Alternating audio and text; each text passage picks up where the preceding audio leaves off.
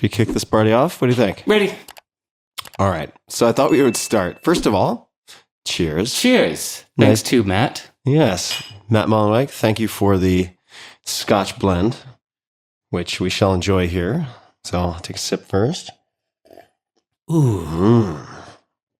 We have Scotch. We have Go-Go Gadget black tea. What is this called again? Go-Go Goa. Go-Go Goa. Yeah, Go-Go Goa. It's so good. Yeah. So we have Go-Go Like Goa. Goa, India, the region. Yes. Yeah. So this is otherwise known. I do have a backup of Diet Coke in case. This is podcaster speedball. So I expect this is going to be a fantastic episode. And for those who are not watching, or those who may not have video in front of them, we have two different sized Scotch glasses. And if you were to walk into Derek's kitchen, you would find a wide assortment of glasses, namely one other glass. Yeah, there are only three glasses. Which is yet larger. It's like a Russian nesting doll of three separate glasses. And those are the only glasses you have in the house. Yeah. And I didn't buy any of them. They were just... So please explain more. Oh, God. Because you walk the talk of certain types of minimalism. There are those out there who may not believe some of it. I'm just saying, or maybe skeptical, have a healthy skepticism. I'm telling you guys, he's got three glasses in his kitchen. And this is my only pair of pants. And yeah, so these three glasses, I don't even think about it because I just think about having what's enough. Yeah. Right? So there's only me and my kid here. Mm-hmm. And so you come over and you say, okay, let's make some scotch. And you're like, do you have any? I was like, no, that's all I got. I just have these glasses, and honestly, I don't even know where they came from.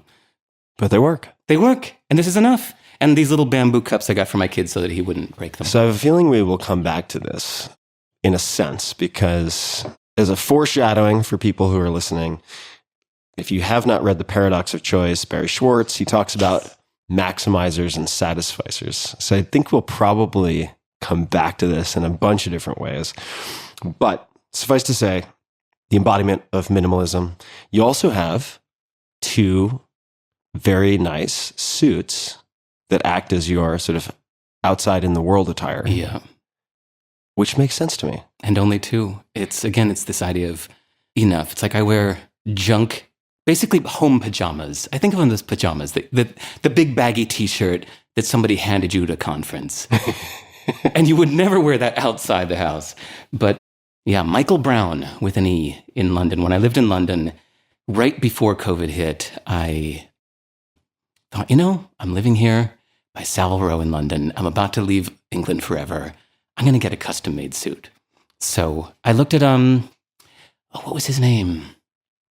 Sartorial Talks.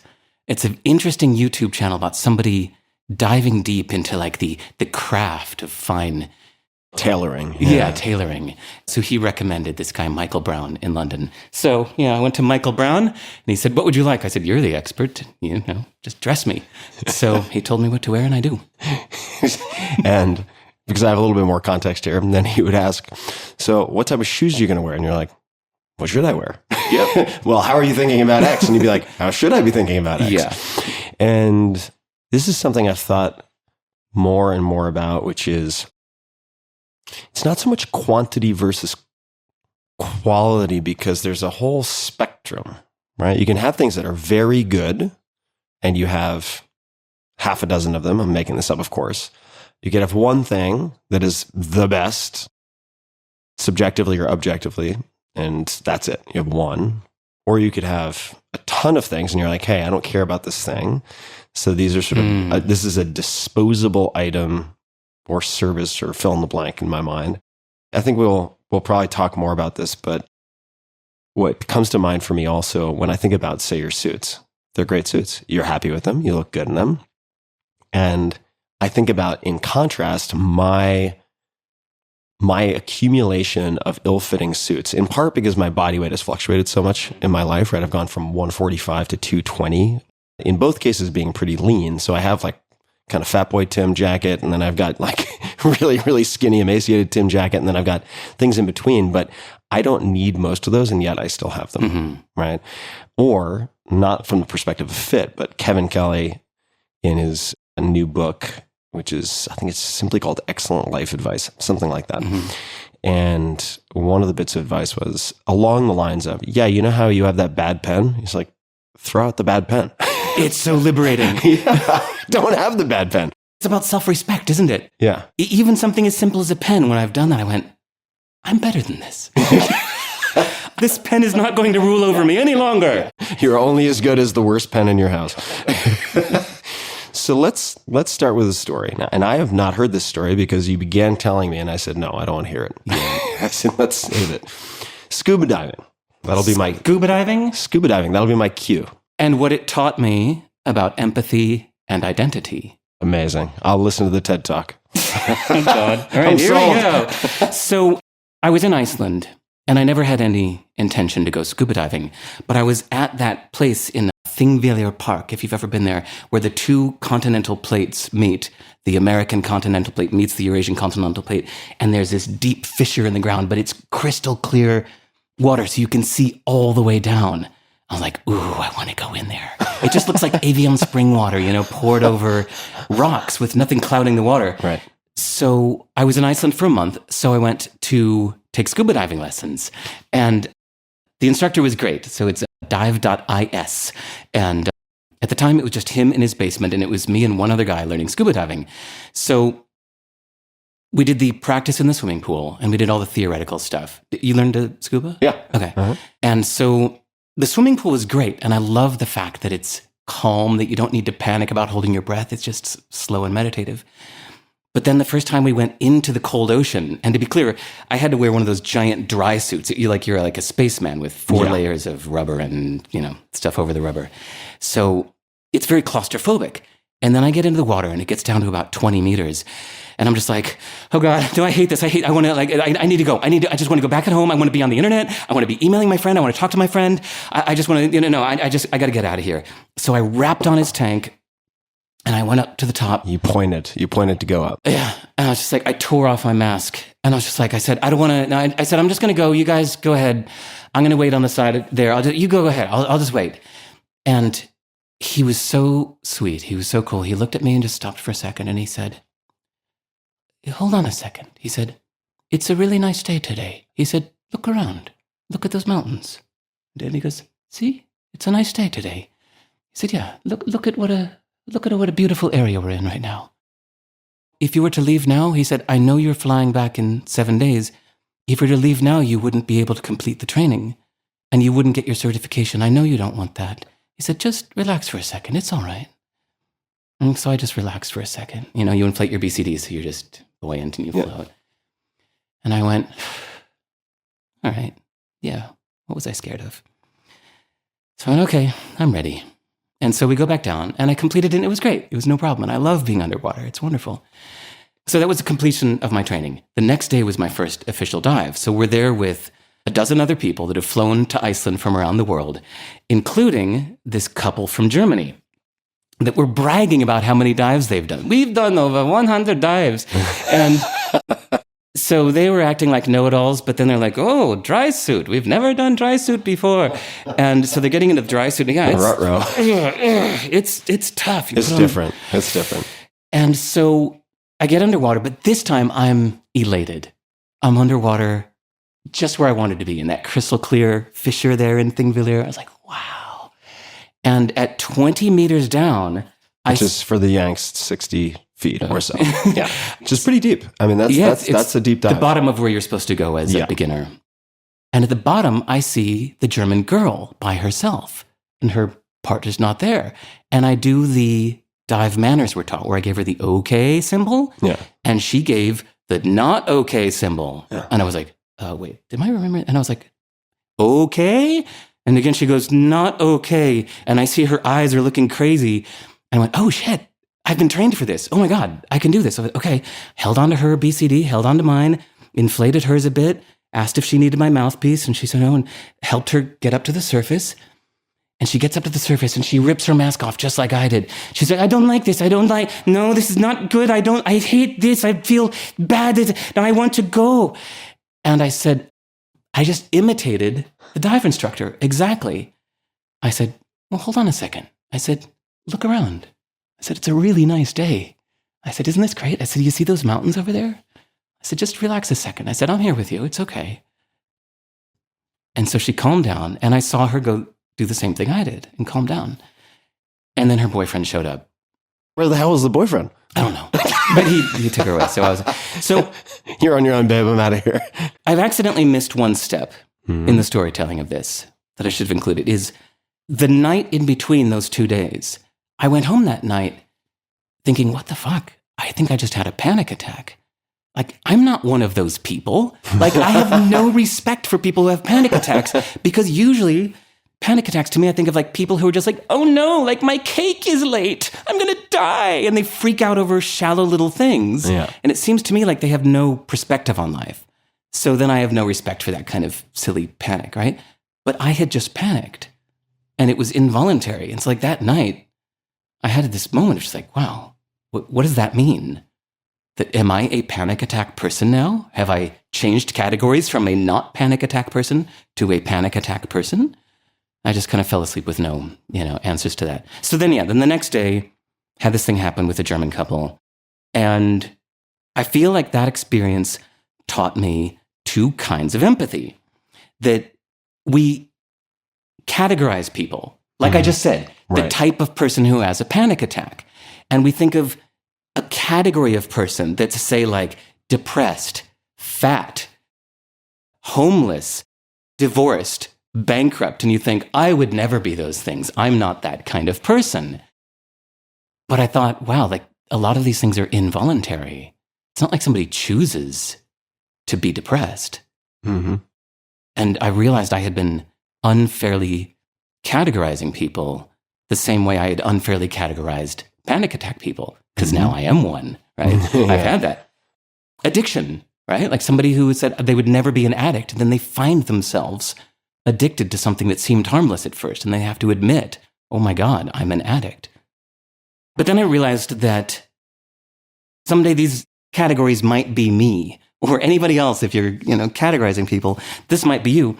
But then the thing that happened on the second day, where there's another category that we don't think we could be, which is like hero, rescuer, leader, athlete. Things with a positive connotation. Millionaire. Some people in the past few years have become millionaires, which is something that they held in a different category and thought, I'd never be that. And suddenly you have to admit, I'm a multimillionaire now. Yeah. It's a category. So I realized that even those categories can be involuntary. Mm-hmm. That you can suddenly be a rescuer, even if you never intended to be one, just through the power of imitation. So you can deliberately step into these roles by imitating others. So how do you now think about labels that you apply to yourself? And I ask that in part because as you're speaking, I think of how it can not only be unfair to say I'm this and not that, or that person is this and not that, but if you're applying it to yourself and you have very narrow categories, so you have very finely tuned labels, I think it makes you fragile because you are susceptible to the whim of chance in a way that I think is not particularly resilient, right? Yeah. If suddenly your circumstances change and you find yourself in a different category, it can be really upsetting. And how do you think about what you call or don't call yourself? We were talking a little bit about this at lunch before we recorded, right? There are people who are like, I have read Stoicism and now I am a Stoic. And there's this identity that's assumed and these labels that are applied. And as much as I love Stoicism, even though I invoked that name, I do think that you have to be careful with labels. So how do you think about that for yourself? Well timed for a sip of scotch. well, young man, sit down. Sit down. By the way, audience, the hardest thing about hitting record on this is that Tim and I have these like crazy all over the place conversations in the forest and whatnot, that it's hard to remember that we need to close tangents today. Yeah, that's true. Usually we open a tangent and close it 2 days later. Yep, that's we have very to true. close tangents today. Okay. So do you want me to go on my anti-ism tangent? Well, are we there yet? Let's see. Is there some unfinished business that we need to tidy up first? Well, there's a tiny idea around the identity which is to just admit that whatever you are is now, and whatever your preference is now. So like when my kid says, I hate tomatoes, I say, today. And he goes, oh, right, I hate tomatoes today.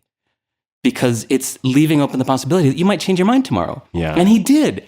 I hate olives. I hate olives so badly. You, Derek. Okay. And he picked this up from me, right? So he's like, I hate olives too, but he was just imitating me. And then we went to Subway one day. I was so proud of him. He walked up to the counter and he said, I would like olives. And they said, do you want anything else? He said, ham, just ham and olives. And they loaded this sandwich full of olives. And I looked at it like horrified. Yeah. He ate it and loved it. And he goes, I like olives now. It's like, yes, I love that switching between identities. And so I used to call myself an entrepreneur. And other people would call me an entrepreneur. And then I did my first book that was about that. So I got categorized as an entrepreneur. Great book, by the way. Thank you. Thank you for the forward. Anything you want, right? Yeah. Yeah. I recommend people check it out. I've read it multiple times. It's a great book. You. I love that you did the forward. Yeah. Thank you for that. Yeah, you're welcome. But for years, I kept calling myself an entrepreneur until one day I realized, like, wait a second, this is expired. Like, somebody who was an athlete in high school can't keep calling himself an athlete forever. Yeah, I've learned that one. You have to keep earning that title or it expires, right? Same thing with being a good friend. Yeah. Same thing with any labels that we call ourselves. You can't just keep using that forever. Yeah. You have to keep it up or it expires. So if you realize that your previous identity is expiring, you have the choice then of either admitting, like, I was an entrepreneur, I was a musician, or if you don't want it to expire, well, then you need to do something about it. And like go actively be a good friend, not just keep calling yourself a good friend, or go actively be an entrepreneur if you want to keep calling yourself that. So I may be skipping ahead because I do like mixing tangents. Great. But that's the nature of conversation, especially when you have go-go gadget tea and scotch involved. So we were talking about this the other night at dinner. We use language. We're creatures of language. I mean, part of the reason that we become such a dominant pest on the planet is our ability to use concepts and abstraction, right? And you had mentioned at one point thinking of yourself after entrepreneur as a writer. How did you make that switch? Looking to your heroes. Mm-hmm. I call it my people compass. That, like, if you're not sure which way to go, you can ask yourself, well, who do I admire? Who do I like? Mm-hmm. So for me, this was like, as I was not sure what direction I wanted to go, like I am an entrepreneur and I'm a programmer and I'm an author. I actually thought about it in that order, maybe programmer first, entrepreneur, and then writing seemed to be something I was doing as just like a waste product. A metabolite of your other focus. It was like, and as I'm doing my thing, if I learn some lessons, there, I just put them into writing. Yeah. But then I noticed that all of my heroes were authors. These were the people I looked up to the most. And that helped me realize my values. Like, it helped reveal my values. So ultimately, like, we want to be our ideal selves, right? And I think that your heroes are your idealized self, right? That's why we idolize certain people, is we want to be like them. So that kind of reveals what your values are. So in that moment, I went, oh my God, that's right. In my heart, I'm actually more of an author. And programming is fun. I love programming. I love what it empowers. And I think we're going to talk about that later. And I'm not an entrepreneur anymore. So in that moment, I was like, that's it. I'm really an author now, aren't I? Wow. That feels weird to me. I never thought of myself as an author. So the reason I call it a people compass is it's related to when you're not sure what business to start. Like, a lot of people are, they're looking at the many different options right now. The way I think about it is asking yourself, what kind of people do I like being around? Because these are the people you're going to be serving. You have to like them.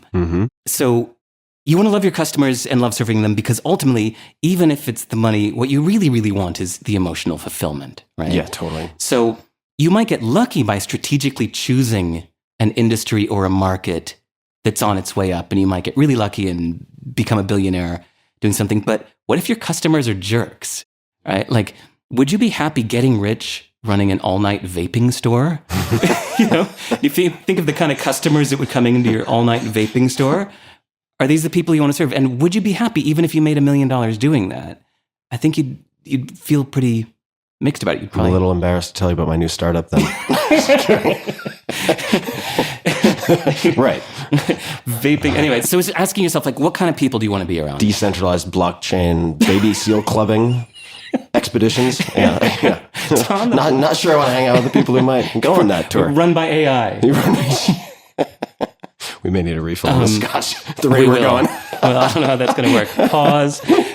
Yeah, I think that if you set up your business to serve the people that you love being around, even if it makes less money, you're going to be much happier.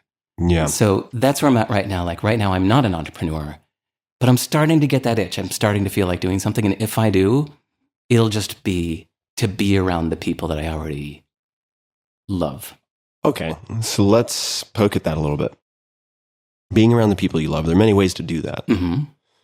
Why do you think you are maybe leaning towards the entrepreneur vehicle for doing that versus doing other things? Is it what you know? Is there more to it? Because it's asking yourself, what would you do even if it didn't pay? Yeah. Right? So I'll just pick one example, and don't hold me to this world if I don't end up doing this idea. Do you know that's like 7 years ago, I happened to mention that week we talked, I was enjoying learning the history of hip hop. And for 6 years, people keep telling me like, so history. I was like, it was that week. Come on. So, all right, right now. And now I like olives. Stop lecturing me about my past self. So right now, an idea I'm having is 100-year hosting, legacy personal websites, so that setting up a trust so that your personal website will last on for 100 years or 50 years after you die. Yeah, sure. And this is the kind of thing I care about so deeply that I would do it even if it didn't pay. Mm-hmm. I would do it as volunteer work. And I really like people that have personal websites. They're my kind of people that enjoy technology for its own sake, that took a little oomph, go power. What do you call that? Oomph, go power? No, where somebody takes initiative. Somebody took the initiative. Is that English? Go ahead. I don't speak Esperanto yet. Yeah. Somebody took a little and set up their own website. I like these people. Yeah. I like people that have personal websites that aren't doing it for money. Yeah. They're my kind of people. And so I would be proud to serve them. Mm-hmm. So that's all I meant by that. Okay. So many directions we can go here. I think you alluded to it, so why not hop to it? Programming, the empowerment that can provide. Let's talk about escaping the cloud. All right. Or broadly speaking, tech independence. Yeah. And to set the stage for folks, we were walking down the street here in Wellington, beautiful Wellington, New Zealand. Ugly central Wellington. New Zealand. Well, yeah, the central area is a little bit like Haight-Ashbury in some respects, but for the people who get the reference. But all in all, beautiful city. I mean, lots of hiking trails, shockingly similar to Northern California. Yeah. I mean, I felt like I was flying into SFO. You have Monterey pine here. You have eucalyptus, which we both borrowed from Australia. You have nasturtiums. A lot of the vegetation here is similar. It's really nostalgic and kind of eerie in a way to be here because I feel like I'm back in Northern California. It's like being in a time machine. In any case, we're walking around, not on the nature side of things, but downtown. And I said, I'd love to ask you about cybersecurity. And I said, let's say, and I'm not going to use anyone's name, but somebody who's very technical and hyper paranoid. I was like, let's say they're a 10. Let's say your mom is a 1. Not to make assumptions about your mom, but I will. Where do you fall on the cybersecurity spectrum? And that opened up I think, fun discussion. We chatted. You also then wrote in your diary about it the next morning. Yeah, because I'm slow like that. You'll ask me something like that, and in the moment, as we're walking down Courtney Place, I'll give some half-ass answer. And then later that night, I'm like, ooh, I got a better answer. I'll push back a little bit. Yeah, slow is relative. I mean, I think that you were very coherent, and you thought about it before you launched off into some type of monologue, which you didn't. It was a conversation, but you then refined it the next morning. Yeah. So let's talk about this because you gave a couple of, I wouldn't say recommendations. You described a few things you do personally that I found very interesting. One of which was you don't use the cloud. Yeah. Which I think will get a lot of people's attention because in part, I think there are many people who feel, myself included, that there's something uncomfortable about it. But I assume, since I'm non-technical, there really just is not an alternative, right? But there is part of me that's very privacy sensitive and is fundamentally uncomfortable with having all this stuff, all this miscellanea, all these impulsive, ridiculous group chats and whatever backed up somewhere else for a lot of reasons. Your phone book, your calendar, yeah, all of things, that. Yeah. All of that. There's something deeply uncomfortable about it. And yet I use the off-the-shelf tools because everyone else does, and I just assume there are no alternatives that are feasible for a muggle like myself. Poor Tim. Poor Tim. So, poor incapable Tim. All right. So Dr. Sivers, please hold court. So, audience, I prepared. I took notes because although I love Tim's podcast, I love it most when people come and give us like an intense data dump. Yeah. Like, know this, know that. Totally. All right, guys, I prepared a couple hours, and here you go. So I'm going to unapologetically read from my notes to give you the best bang per buck of your time listening. So tech independence is all about the fact that I think the main sales pitch of the cloud is, now don't worry your little head about that. Let us take care of it. We'll keep all of your data. See, isn't that easier now? There, we've got your data. Yeah. And it actually reminded me of something I think you said in 4 Hour Body about yoga studios. That no, it's not the best thing for your health, but it's a better profitable pitch for them to sell you a yoga studio instead of the deadlift free weights. Yeah, there's a lot of that in fitness overall, for sure. Mm-hmm. So there's an incentive. This is the tech equivalent of that. That I wish that history had gone such a way that we all had our own little private server at home. But instead, the cloud made a better sales pitch saying, no, give us all your stuff. We'll take care of it forever. So my idea is if you spend a few hours to learn how to do it yourself, you'll just have tech independence. What that means is self-reliance. It gives you better security, better privacy, better freedom, better flexibility, and total control. And I think it's a great use of your time to spend a few hours learning to do this, kind of like somebody learning to drive manual transmission, right? You don't need to do it, but this is a good life skill to have, especially imagine if we were in a world that had more, just 50 years ago. Or now in a lot of countries, you still can't drive automatic. So have you heard, I don't know if you've heard the same stories I have about how many people have lost their Google accounts. There's a guy I know who's a very savvy tech entrepreneur in Singapore who, because he was so tech savvy, he put all of his kids' photos in the cloud since the day his kid was born. He put everything onto Google Photos.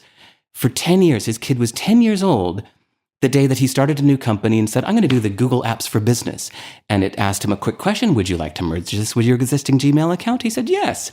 He merged it. No. And the next day, his wife was like, honey, where are all the photos of our kid? Oh, God. He went, they're in Google Photos. She said, no, they're not. And he looked it up. He's like, oh my God. What do you mean they're gone? And he emailed customer service and they said, well, no, you chose to merge your accounts and we warned you that they're gone. He said, well, could you please recover them? They said, no, they're gone. This poor guy has no photos of his kid from age 0 to 10 because he trusted the cloud. You can't trust those clowns. Sorry, that was so snarky. Escape the clowns and the cloud. Escape the clown. Tech snark. Okay, so did you do that on purpose? I did. Oh, that was good. Sorry. Yeah, anytime when somebody talks about the cloud, you change it to an N. Clown. The cloud. Got it. Keep all my contacts in the clown. So everything I'm going to describe here takes just a few hours to set up. This isn't a major thing.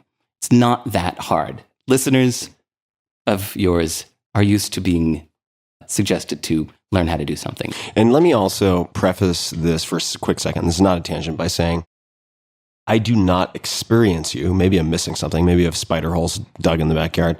I do not experience you to be a hyper-paranoid person at all. So I just want to mention that because folks might think, oh my God, this guy's got like 20 years worth of oatmeal and like, gold bars and guns in the basement. And he's this guy, maybe, right? I want to sort of set the proper reference point, which is I don't experience you to be a paranoid person. Not at all. So first, let me just say, the first thing you need is to get your own server, which is as simple as $5 a month. If you go to, there's a company I recommend called vulture.com, but it's spelled vultr.com. Could use some branding help, but yeah. Okay. So they have something called Cloud Compute for $5 a month, where basically that's setting up a private slice that's just yours, but on a shared computer. Okay, so it's like a virtual private server. A virtual private server, exactly. I was trying to not get technical. Yeah. And a server, for people who don't know, I know this is going to be old news for a lot of folks. What is a server? Sounds super complicated and technical. It's just a computer that's always online. Got it. That's it. Okay. Publicly accessible, always online. Doesn't even necessarily need to be public. We'll get to that. Because I think for setting up your server, there are three options. Either the $5 a month, vulture.com, cloud compute. Number two, search the web for cloud compute. for a cheap dedicated server. So now a dedicated server is an actual piece of hardware that is only yours, not shared with anybody else. So if you want more privacy, just spend a little extra money and get a dedicated server, which means, this physical hardware, you're the only person that has access. They have physical access to it, but you have the only root password, and it's going to be an encrypted hard drive. We'll get to that. The third option is go to any used marketplace and find an old used Lenovo ThinkPad, ideally from the T400 series. You can get these for under $200 now, and they're great. And they run any old operating system. And you would just set this up in your closet and keep the master version of your server in your closet. And then the other things would be mirrors of that. But we'll get to that in a second. Okay, so here comes my... You have done some work. Good man. Here's my quick how-to. And I'm going to tell you a few things here that aren't complete instructions, but they're enough for you to search the web. So I'll tell you what to do, and you can search the web for exactly how. But the first thing you're going to need to do is to use the terminal. So the command line. In the Mac, it's built in. You go into your utilities folder. It's called terminal. On Windows, it's called PowerShell. And anybody using Linux, you know what it is. So the operating system I'm going to recommend, the one I use, is called OpenBSD. And we touched on this on the street the other night. The reason I use OpenBSD is bondage, sadomasochism. So no, sorry. Berkeley software distribution. Actually, a quick bit. I was born in Berkeley, California, and kind of like more people named Dennis go into dentistry because there's an affiliation of names. Freakonomics pointed that out. I always wonder if my affinity with the BSD operating systems is because I was born in Berkeley. Oh, B stands for Berkeley. Who knows? Anyway, but the reason I got turned on to OpenBSD is because I used to have a Linux server as a public server, and it was hacked one day. And the guy at the data center said, yeah, that's been happening a lot lately. He said, you might want to switch to BSD. It's a lot more secure.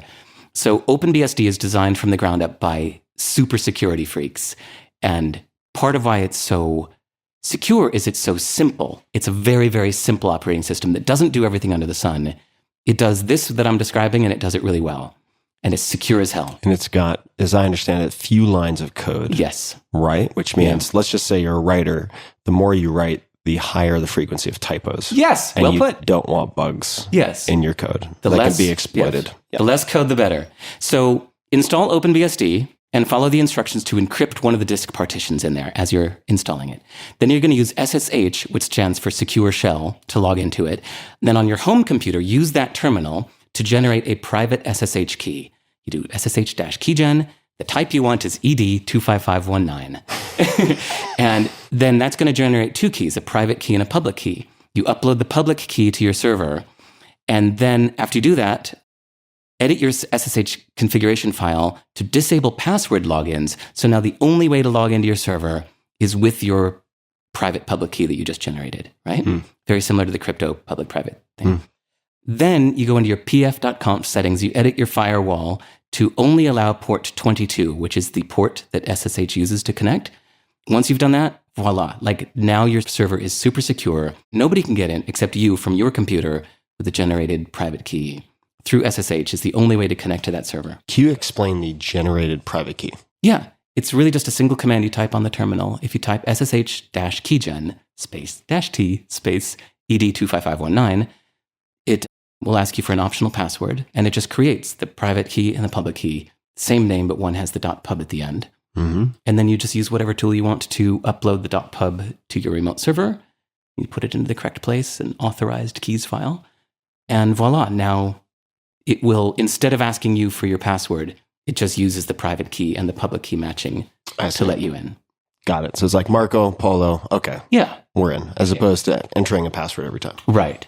And that's why then you want to change the SSH server configuration files to disable passwords. So even if a billion script kiddies were trying to hack your server to guess your password, passwords are just disabled.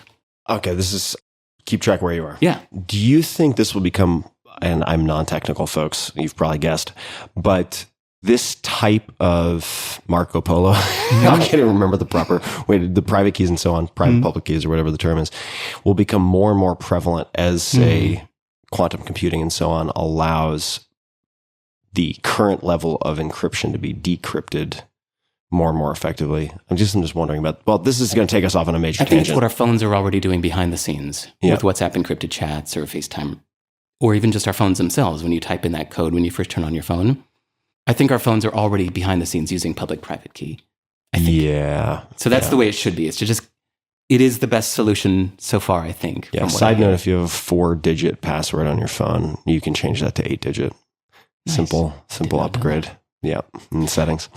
Okay, so next thing, you need a domain name. My recommended place to get a domain name is a wonderfully nerdy, non-commercial site called bookmyname.com. BOOKMYNAME.com. You don't get 10% affiliate. Absolutely not. Wait till you see the site. It's like wonderful, old school, nerdy. GeoCities. There's no affiliate program there. As a backup, I use netim.com. Both of these are French companies. Okay. And there's a third one in Portland, Oregon that I like called porkbun.com. Porkbun. Yeah, all three of these are really good, reputable places to get a domain name. I recommend them. No affiliate fees at all. I just like them. I use them. Okay. So now you've got a server. And the best thing to start with, like you said, I'm not a guy that's got stockpiles of oatmeal and gold. But once you've got, I don't know why you picked oatmeal, but once you've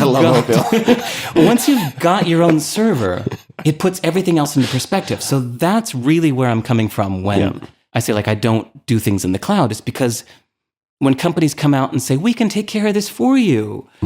It's like you've already got your bread and peanut butter and jam in the kitchen, and somebody says, we can make a sandwich for you in your own home. You think, I don't need your help. So for those who heard the scotch really just hit me, good Lord, that was not very much, but you'll have extra personality for this episode, folks. So for those people who listen to what you just said, and they're like, I think I just heard a lot of Klingon. I'm not sure, but I can't parse what any of that means. It sounds overwhelming. Right. What would you say to them? I care about this so much that I'm going to set up a really dead simple thing that's basically just do this. Copy paste this. This is going to work. Look at that. So email me. God damn it. Email you. Write a blog post, Derek Sivers. I will. But blog post? What's that? Yeah, you've only written 5 million blog posts since 1987. But until I write up kind of, I actually, you know what? I registered the domain name Cloud Free with the .ee for Estonia. So Cloud for So cloudfree.com wasn't available? I don't know. I just thought it was clever. Okay, all Cloud for E. No, but someday I'm going to write this up into a very simple, you don't need to understand this yet. Just do this. Eventually you'll understand it, because that's how I learned. Where are my photos? Oh, Derek Sivers has all my photos. Right. That's what I really wanted. I want your photos. Because that's how we all learned it first, right? It's often like, just do this. You'll understand it later. Yeah. But for now, just do it. And I think that's a fine way to learn, if you trust the source, right? Mm-hmm. Trust me. So it's not as hard as it sounds. Okay. Got to try it out. It's like someone describing how to hit a baseball. You'd be like, what the fuck? That was like 15 pages of describing, and that sounds too hard. It's like, actually, no, you just got to try it a few times. By the way, you know what's cute? My kid didn't know what baseball is. They played baseball last week at school, and he said, Dad, what's this thing with the squares and set up in a... Anyway. And he hit a home run on his first try. Oh, wow. It's all downhill from there. Tell him to stop. Yeah, exactly. Everybody was cheering for me, but I didn't know what I was supposed to do. They told me to run. Okay, so now let's talk about some applications. Okay, so you have a server set up. Yep. Here's what you're going to do with it. First, do your contacts and calendar. So I don't like the fact that my phone automatically gives Google all of the contacts and all of my calendars, or Apple, or whatever. So you can set up, it's called Radical, Radicale. Mm-hmm. The website is radical.org. It's absolutely free, open source. Radicale. Yes. Okay. .org. It's absolutely free, open source. It sets up what's known as a CardDAV and a CalDAV server on your server. So this will just this will be the new server that you sync your contacts and calendars to. So it's dead simple, blew my mind. Yep. You install Radical on your server. You just basically type one command and it says, okay, it's running. You say, okay. And then you go into your phone, and instead of telling Apple to manage your calendar and contacts, you just set it to your domain name. Mm-hmm.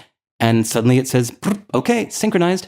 And now every new contact you add and every calendar entry is synchronized with your server, not Apple's. And actually, I have gone through this process before, and I can tell people it's quite simple because things have probably changed. But quite a few years ago, if you wanted your, say, Cal on Mac and Google Cal to sync, huge pain in the ass. Right. You had to use a third. So you would have to use a third party, and at least I ended up using CalDev a long time ago. That's since changed. But so this is not very hard to Dead implement. easy. That's why I started with this. Yeah. It's like the simplest thing to set up. And the most sensitive in a way, or some of the most sensitive. Yeah. Right? To me, Calendar it and feels contacts. so important to know that my contacts aren't being sent to other people. And then you see it backed up yourself. So that situation, because there are some people that get locked out of their Gmail account or whatever, and then they're just screwed because all their contacts are in there. But you have them yourself. Okay. So next thing is file storage, where photos, books, ebooks, movies, documents, everything else, they're just files. So the first thing you want to do is to export them out of the apps that are like the walled garden apps, like Kindle and Apple's Photos app, and save it as regular files. EPUB, JPEG, MP3, MP4, just open standards. So you export it out, you save it there, and now you've just got regular files. You don't need iCloud, you don't need Dropbox, you don't need Google Drive. You've got your own server. So every computer has this dead simple little program built into it called rsync, RSYNC. Well, Macs have it built in. Windows, I think you might need to install it, or maybe it's there with the new PowerShell. And all it does is synchronize the difference. So if you have 10,000 files and you've changed 3 of them today, and your remote server has 10,000 files, but not the new 3, you type rsync, and it'll just send the newest 3 that you've changed. That's it. So rsync is built in, but you have to manually type rsync and the command and your server name, and it'll go. So that's what I do. But if you're a fan of Dropbox, there's a free replacement for Dropbox called SyncThing, SYNCTHING.net. So it's totally free, open source. I want to give you more scotch just to see what it does to your spelling. There's going to be a lot of spelling. Continue. So it's completely free and open source, and it does that more like automatic style instead of manual synchronization. Well, let me pause. Yes. So in your particular case, do you like automatic sync? I like having the delay between my servers. Because if you fuck up, Yes. right. If I accidentally delete a file, even if it's a week later, we'll get to... Actually, you know what? I'll talk about this right now. I have my servers cloned, so that's actually the next step I would recommend anyway. Once you've got this and it's working, for extra security, go back and repeat that first step and set up another server with a different company in a different country and do it again. Do the SSH port thing.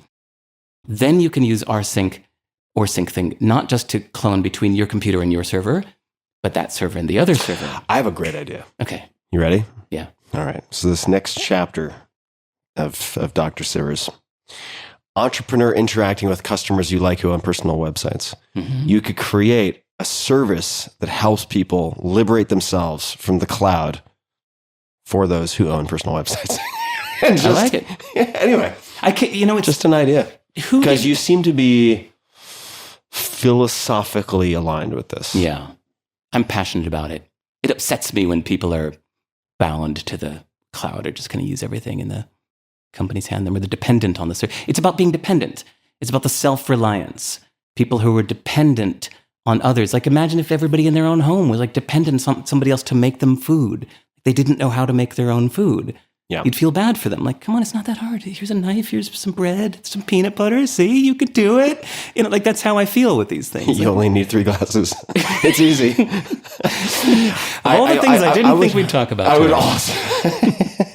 I would also say that it's not just about being dependent. It's about being informed. So do you have complete understanding or near complete understanding of how you are storing sensitive information? Right. When's the last time anyone listening to this, or even I'll speak for myself, yours truly, read the complete terms and service when something pops up and it's 27 pages and you're like, yeah, okay, click, accept.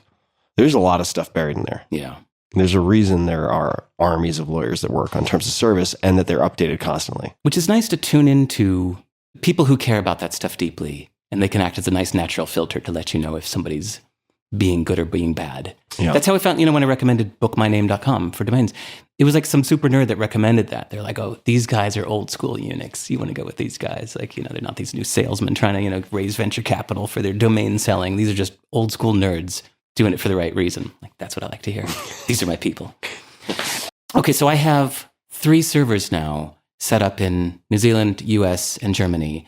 And I like the delay between them. So I have one that I update like every night, sometimes multiple times a day. Manually. Yeah, I just type rsync right before I shut down my computer, backs up my today's work to my remote server. And then about once a week, I back it up to the second server. Then about once a month, I back it up to the third server. And I really like that delay because there have been times that I've deleted something and like a whole week later went, oh, crap. Let me ask a dumb question maybe. Why delete anything? Storage is so cheap. Oh, I know.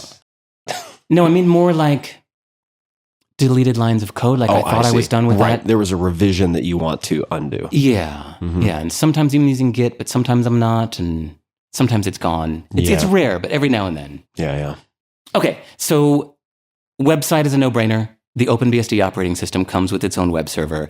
So I highly recommend, no offense to, don't install WordPress. Ooh.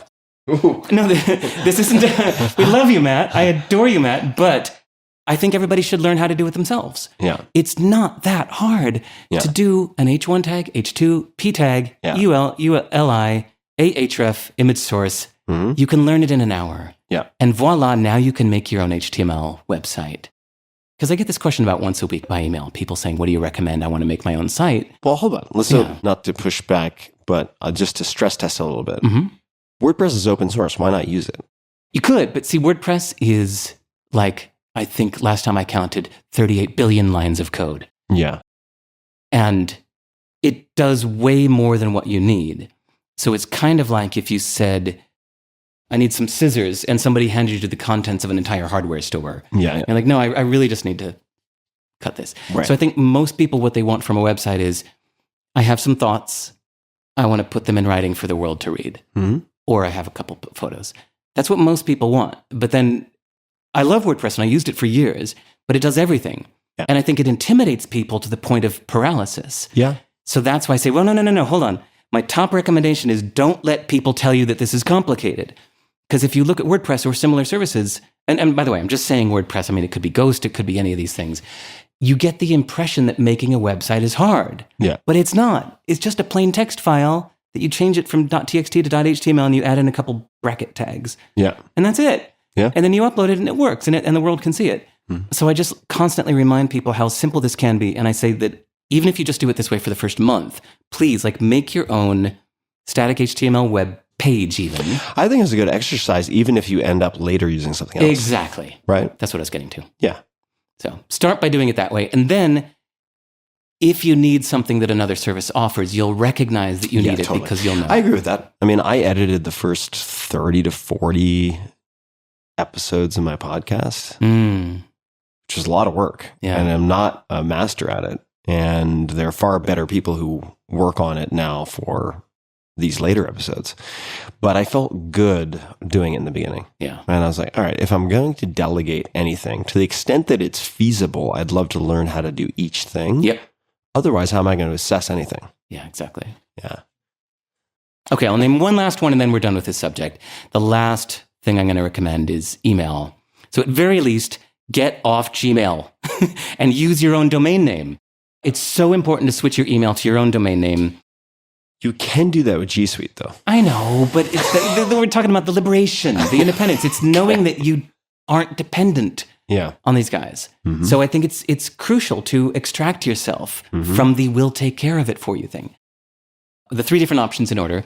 The simplest, cutest little one I've found is mailbox.org is in Germany. Okay. And for $1 a month, they do nothing but host your email and I think maybe your calendars. But, we've already talked about that. Yeah. But mailbox.org, you point your domain name at them, they do your mail. They're cute, they're great, they're all privacy focused.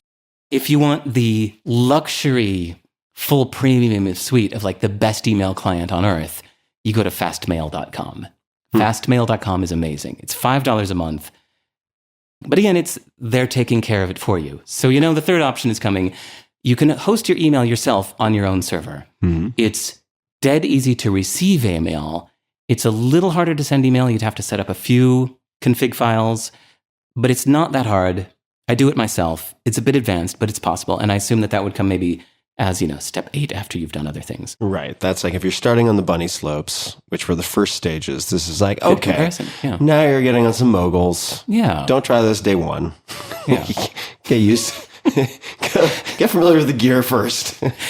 So I would be curious to know how you would reply to people who are listening and they're like, mailbox.org in Germany, fast mail. I've never fucking heard of these things. Great. No, wait, hold on. Which is not to say they're not robust and amazing and cute, as you put it, but they'll say, I have more confidence in Google being around in 5 years than I do in these companies, which I know nothing about.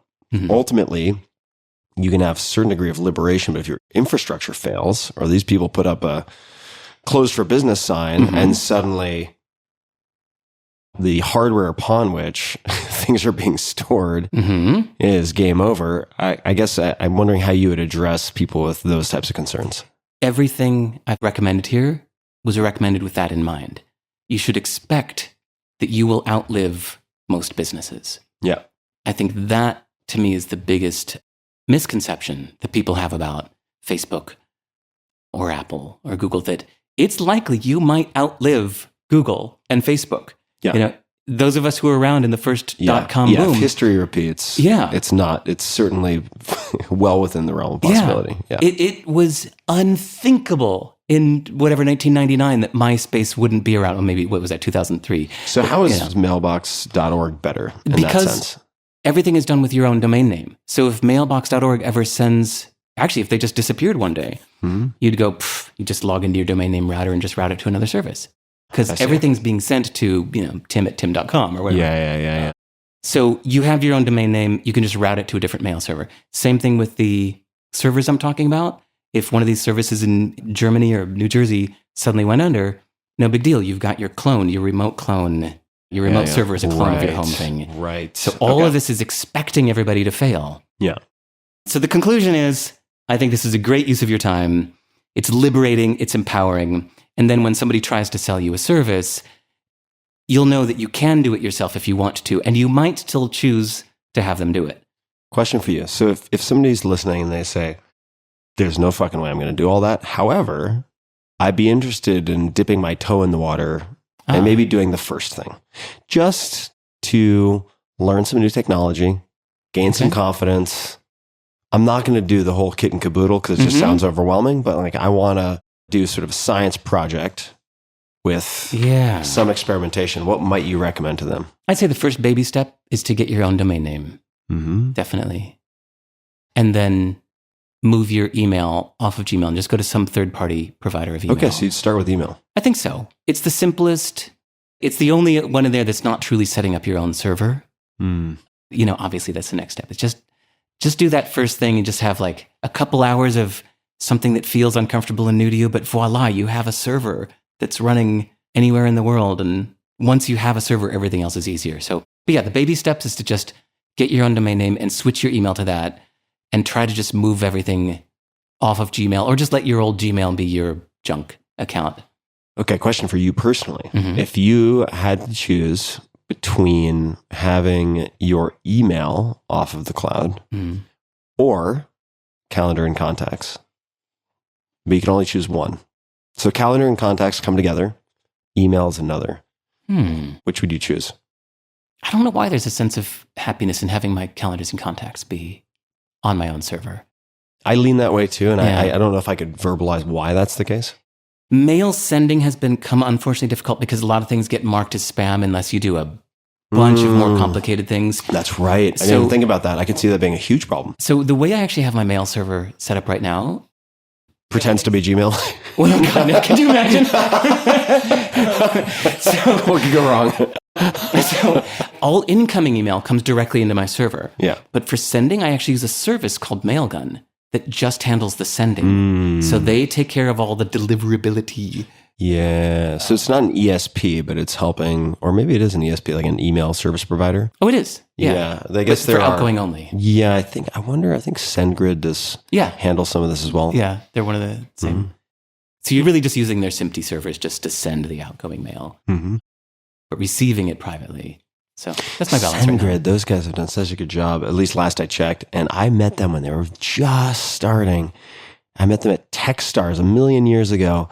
And this is an example of where being non-technical hurt me because I just didn't know what I was looking at. The guys were super great, clearly very smart, but I was like, I don't understand this. Wait, can we tell people the Shopify? Oh man.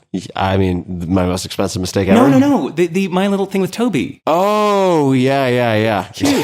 I'll let that one float by. Sorry, I didn't mean to that's okay. Stir up a... Yeah, selling Shopify early was my most expensive mistake ever as their first advisor, and they had like 10 employees. So audience, there was this cute moment. Yeah, we're going to get to cute moment. I just want to say that, God, do I love the Shopify guys. I just think they're so great. Toby, Harley, the whole gang, just great humans. It makes me so happy when the good guys and gals do well, right? It just makes me so happy. So, cute story.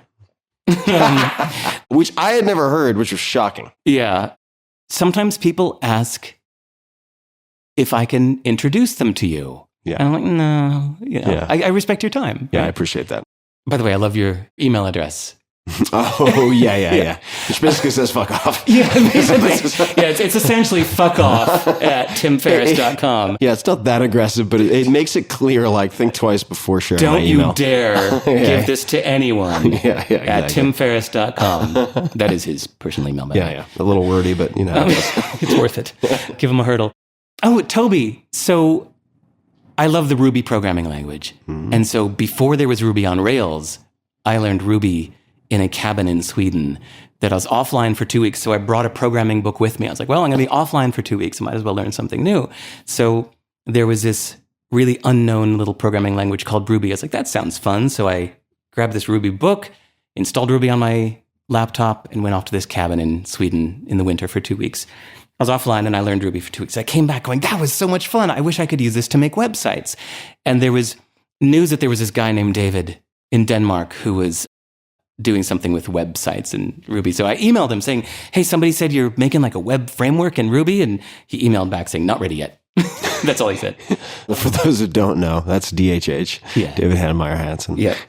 And so Rails came out about 8 months later. And at first look, I was just like, this is a little confusing. I don't really get it. And so I posted to like the Ruby mailing list, like, can anybody tell me how this works? Like, and I'd be happy to pay somebody for an hour of their time to show me how this works. So some guy named Toby said, I'll show you Rails for $100. I'll spend an hour with you. So I paid Toby $100 to show me Rails for an hour. And he showed me over the phone. We never met face to face. It was all just over the phone. I was living in LA. And Toby was great. He showed me how Rails works and like got me really into it. I was like, all right, I'm in. And so my old company, CDBaby, we started converting everything over to Rails. I was like, this is great. So a couple years later, I get this email from Toby saying, hey, not sure you remember me, the guy that taught you Rails. He said, could you introduce me to Tim Ferriss? Because I've got this little e-commerce thing I'm doing. I was like, e-commerce thing? No. I was like, sorry, dude, I don't do that. No, I don't know. So I didn't introduce you guys. And I was so I was thrilled later to find out that Toby's little e-commerce thing is Shopify, or became Shopify. Or became the Shopify. Yeah. And then I was thrilled to find out like another year or two later that you were... We met at RailsConf. Oh. Of all places. Wow. I was a speaker at RailsConf, which I felt I was supremely underqualified. They love doing that, yeah. Uh-huh. But I met him in the green room at RailsConf. Oh, sweet. Yeah. That's how you met. I was going to ask you. That's how we met. Oh. Wow. Toby and I have emailed since then about like joking about, sorry I didn't introduce you guys. Yeah. It all worked out. Toby's a spectacular human. Big fan. It's kind of funny that somebody listening to this thinks that we might be talking about tech and programming the whole time. But no, that was it. We're done. We're not going to talk about Unix command line terminal stuff anymore. Yeah, we'll zig and zag. So let's zig a little bit. You know, there's so many options here for where to go next. I think One I'd actually like to talk about is the unoptimized life. If you'd be open to going there next, what do you think? Yeah. All right, let's do it. London, London. 2019. This is going to be good. Tuck in, on kids. the train from Oxford to London. And it was one of those days that looked like it might rain, it might not. So we made a plan on the train. I said, okay, if it's raining, we're going to go to the museum. And if it's not raining, we're going to the zoo. And he said, okay. So we got to Marylebone Station in central London. We walked out and he said, you know, Dad, I don't want to go to the zoo or the museum. I said, what do you want to do? He said, let's just walk around. You sure? Yeah, okay. We just walked around. So at every intersection, he said, let's go this way. I said, okay. And so he just led the way through London that day. We walked around for 8 hours. So at one point, he was jumping around park benches and met these kids from Croatia where they got into a little tickling match. At another time in like a little alleyway, he saw this huge cardboard box that was like almost as big as he is. And he got into this cardboard box and wore it like a turtle shell. So he walked around London in a cardboard box for like an hour. And everybody would do double takes looking at him. And he felt so cool in the cardboard box. And then at some point, we found ourselves right in front of the West End musical Wicked. And the show was about to begin in 10 minutes. And I said, do you have any tickets? What are the best tickets you have? They had 8th row center tickets. They had 2 left. So we're like, yeah, let's do it. Let's go see Wicked. So he left his cardboard box there. We went in and saw Wicked. And at one point he whispered to me, he said, Dad, I like the girl next to me. And I said, okay. And later I look over and he's holding her hand. He held her hand. They held hands. And so show was over. We go home and I tuck him into bed that night. And I said, did you have a good day? And he said, I had a great day. And I said, all right, so what was your favorite thing today? And he thinks for a bit. And then he said, the cardboard box. And I was just like, I marveled at that. I was just thinking later, like, if I would have planned and said, no, we're going to the museum. Come on, it's an important museum for you to know. Then he wouldn't have had this unoptimized experience and stumbled into the cardboard box. And so, of course, you know, I think about life and I think about like that day as a metaphor for how we tend to make plans, because plans seem to be the tool we use to make the most of our time.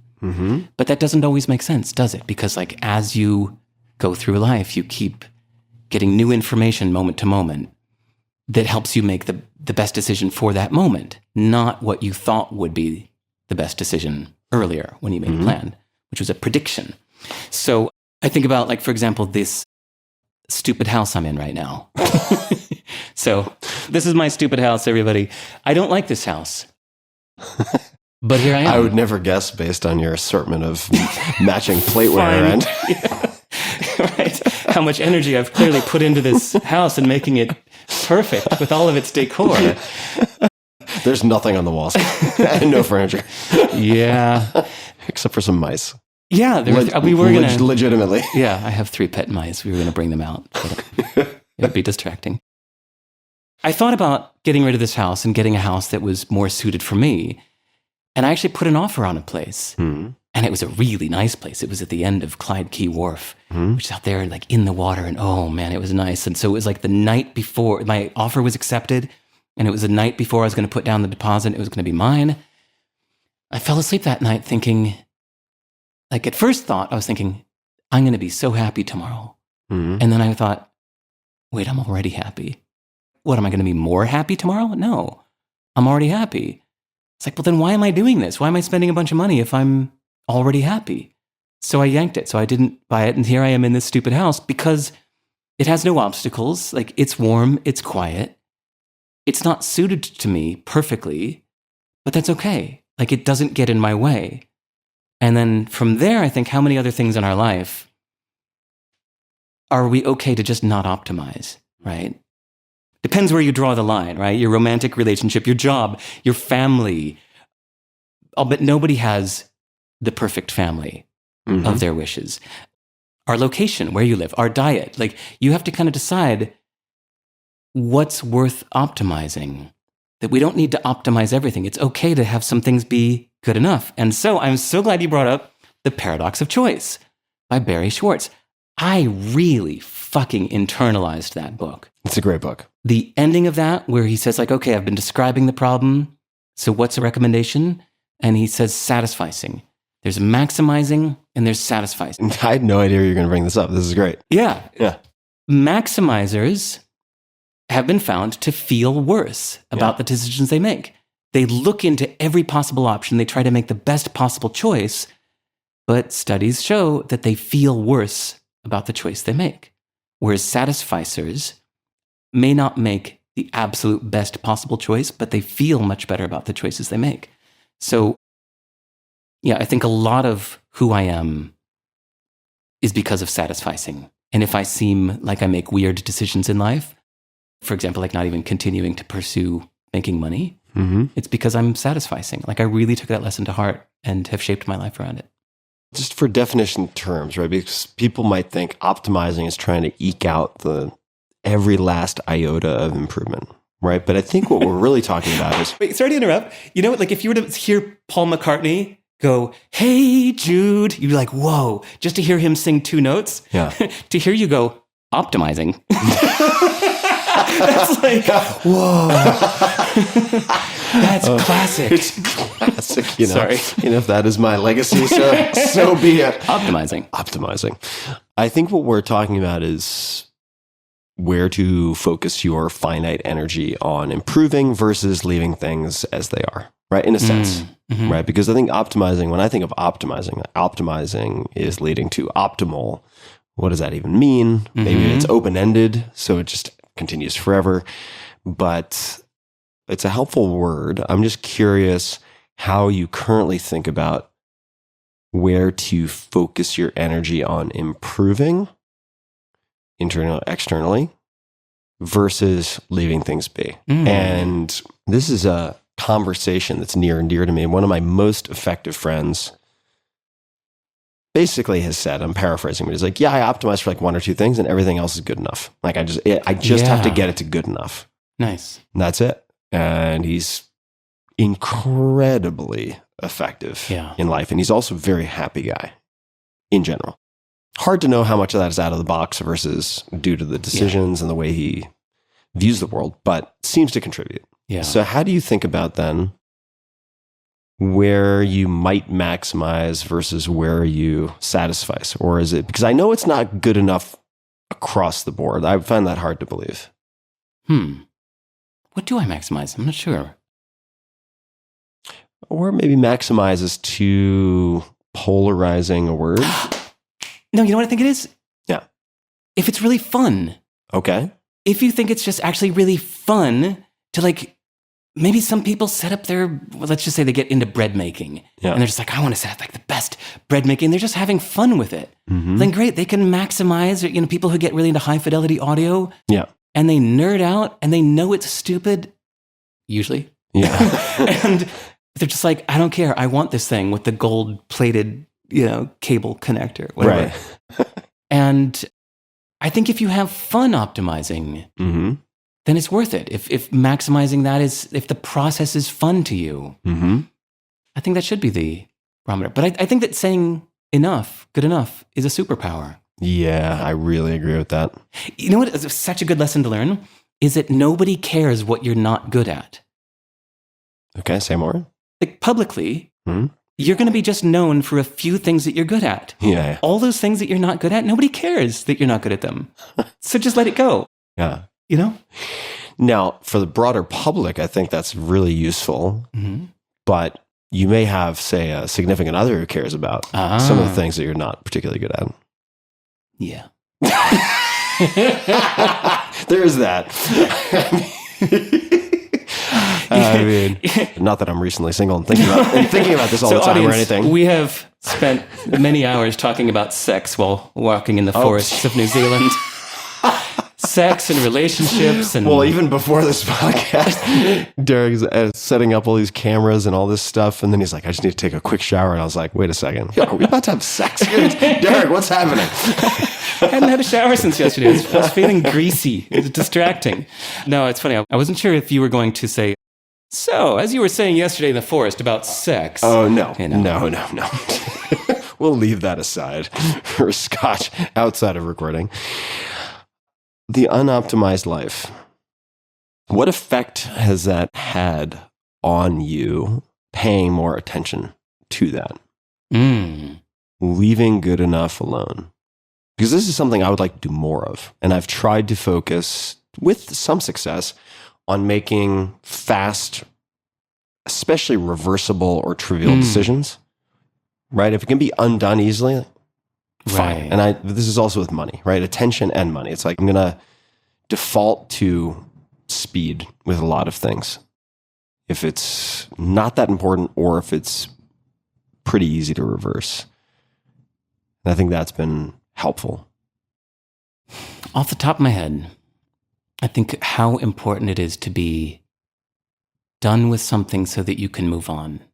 Like, I don't want open loops. Yeah. Unresolved decisions, sitting unresolved, sitting undecided for a long time. Yeah. I feel the weight of those. Unfinished projects, because I'm trying to make it perfect. Yep. I feel the weight of those. And so I think I've learned the importance of just getting things done and finishing. And to do that, you usually have to say good enough. You know, at some point, I love the fact that we say somebody releases an album, you release a book, because there's a wonderful double meaning in that word, right? Like, all right. I've never even thought about that. Released. Yeah, I like that. So I think about that with anything I post on my site, any of my books. It's like, all right, it's released. It's good enough. All right. I'm going to combine this, maybe another Siversism. It's not really a Siversism, but in terms of how Professor Sivers operates in the world, useful, not true. We've been talking a bit about this. I wanted to save a lot of it for this conversation about the mics. Where should we start with this? All right. So again, I'm addressing the audience for a second. So, I figure I'm coming on the podcast. This isn't just one of our random conversations. Yeah. This is for the audience. There's a reason we're hitting record. It's for them. Yep. We can talk freely without hitting record. So I had to think, what's the most useful thing I could share with your audience that I've learned like in the last 7 years since we last spoke? The thing that's made the biggest difference in my life, a superpower, a big, huge change. So to me, it's been, in short, skepticism. So if you wonder why I'm so happy, why I'm thriving, why I seem to be doing well, to me, it's a lot of my happiness comes from this worldview that is radical doubt. It's skepticism. And so I'm going to give this the shorthand of calling it useful, not true, but the visual for it is that moment at the end of the Matrix movie when Neo realizes, like, those aren't bullets. This is just code. Remember all the bullets come his way? He's like, oh, wait, right. Like, none of these rules apply to me. That's deep skepticism. It's empowering. It's liberating. And so what I'm going to do for a few minutes, including a little stories, is to play Morpheus to help emancipate the listeners. So yes, I call this useful, not true. But Preach. Yeah, there we go. Number one. So, okay, I'm going to tell you the 4 bits first, and we'll use that to kind of make sure that we come back to this. So, like, number 1, almost nothing is objectively true. Number 2, beliefs are placebos. So you got to believe whatever works for you now. Number 3, rules and norms are arbitrary games that can be changed. I'm preaching to the converted, that one. And number 4, refuse ideology. You need to accept ideas individually. There's the structure. So number 1, so almost nothing is objectively true. So here's what's true. My hand is on the table. But what's not true is it's good to do everything in moderation. Here's what's not true. Family is everything. Here's what's not true. My mother abandoned me. Here's what's not true. AI is the future. So all of these things, people say them as if they're true, or even when people make an excuse like, I would be more successful if it weren't for my family, or my location or whatever. People say these things as if they're an indisputably true fact. But to me, the only thing that's true are the things that both a cat and an alien, or let's say a cat and an octopus, would agree on. You've come up with so many children's books ideas in this conversation. The cat and the alien. The cat, the alien, and the octopus. Because it makes you realize that everything else is just mental interpretation, right? Like, there we go. This is on the table. This is true. Yeah. But everything else, including, watch this one. Am I flipping you off right now? Like, am I angry at you right now? Just give me the middle finger. Yeah, sorry. I'm holding up my middle finger with the back of my palm towards Tim. Even if people say things like, I hate you, does it mean that they hate you? No, they said 3 words. That's all that actually happened. Mm-hmm. Their mouth said these words. Everything else is an interpretation or a projection, right? So we have to consider why people are saying these things. If you start to think why they said something, it helps to dispel it. You can say, oh, you know what? They're probably just believing whatever supports the emotions that they want to feel right now, right? So if somebody has a belief that family is everything, maybe that was something they told their kids because they want their kids to take care of them when they're older. So they want their kids to believe that family is everything. But they have a self-serving reason to believe that. Yeah, possibly subconscious, right? Right. Oh, so I'm so glad you said this. Have you heard about the split brain stories that people... Yes. Okay. Why did you get up to have a glass of water? That type of stuff? Can I tell please. it? Yeah. So this is so important to understand. These are crazy. So bananas. We'll start with the other one, since you know that one. No, but the audience doesn't. Come on. No, but we'll do both. But during brain surgery, the patient needs to stay awake. In some, yeah. And so there was a woman, I don't know the details of this, it was on Econ Talk podcast. During brain surgery, they were poking around in there, and suddenly the woman started laughing. The patient started laughing, and they asked, why are you laughing? And she said, like, oh, well, it's really funny the way that curtain is hanging. And she really thought that the reason she was laughing is because that's the way the curtain was hanging. But it was actually because they were poking stimulating part of the metal brain. rudder there. Yeah. And so the split brain patients, there's some people whose left and right hemispheres of their brain are not connected. So they've done tests on these people to say into their right ear, please get up and open the window. And they'll get up and open the window. And then they'll ask their left ear, or maybe it's their eye, why did you open the window? And they'll say, oh, it was a little cold in here. I hope you don't mind. And they really sincerely to the core thought that's the reason they opened the window. Yeah. And there are a couple more examples of this, a message shown to one eye and they did something, then they asked the other eye, why did you do that? And every time the people make up a reason, they don't know they're making it up. They give a reason why they did that. And they feel completely confident that that is the reason why they did it. Yeah. So to me, this is the most beautiful example, like we actually don't know. So talk about deep skepticism, radical doubt. You shouldn't even believe anything you tell yourself, even in your private diary, when you're saying, I'm not happy in this location, or I can't do this because of that, or I'm mad at so-and-so. You need to ask yourself, like, okay, that might not be true. Just because I'm saying it, it might not be true. So, number 2, beliefs are placebos. So, 2 people in the same boat, one can say, this sucks, and another one can say, this is great. But neither one is true. No beliefs are true. In fact, you know the little story of Richard Branson, before there was Virgin Airlines, you've heard the tale that, like, he was at an airport and a flight to somewhere was canceled. Right, it was delayed. And everybody was grumbling, this sucks. And so he kind of went to the 20 people that were angry and said, hey, if I charter a plane, will you guys split the cost? And I said, yeah. So everybody else was angry. He looked at the same situation and said, this is great. And he, that was kind of the launch of Virgin Airlines. No, not launch, you know what I mean? A predecessor. The Genesis story. Genesis, nice word. So no beliefs are true. When we say, I believe, it's an indicator that what we're about to say next is not true. Or not evidence-based, right? Not true. Sorry, I'm just having fun. Have fun. Yeah, not evidence-based. Yeah. Because we don't say, I believe in potatoes. Because speak for yourself. We don't have to, because there's a potato. We don't need to say it because it is. It exists. So I think that whenever we say, I believe such and such, it indicates that whatever we say next is not true. It's kind of like when science is at the end of a field's name. Generally, it's not science. Not always, but very often that's not the case. I can think of a few exceptions, neuroscience, computer science, but very often when science gets appended to something, it's like, thou doth protest too much. I like that. Yeah. So since no beliefs are true, I think this is liberating to realize that you can just choose whatever belief works for you now, that helps you be who you want to be. This is about personal empowerment.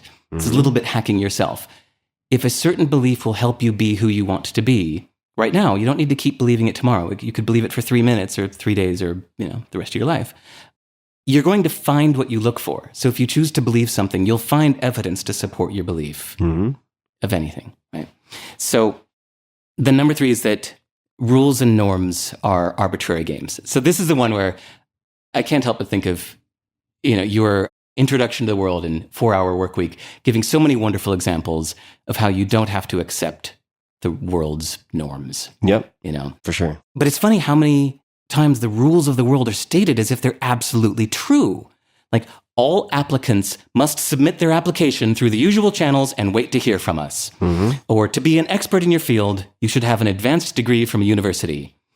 But someone made up these rules, and most people follow those rules, but they're not true. They're just not absolutely true. So I think that realizing they're not true gives you an incredible advantage because you realize you can make up the rules. So this is that Matrix moment where the bullets are flying out and he goes, wait a minute, this is just code.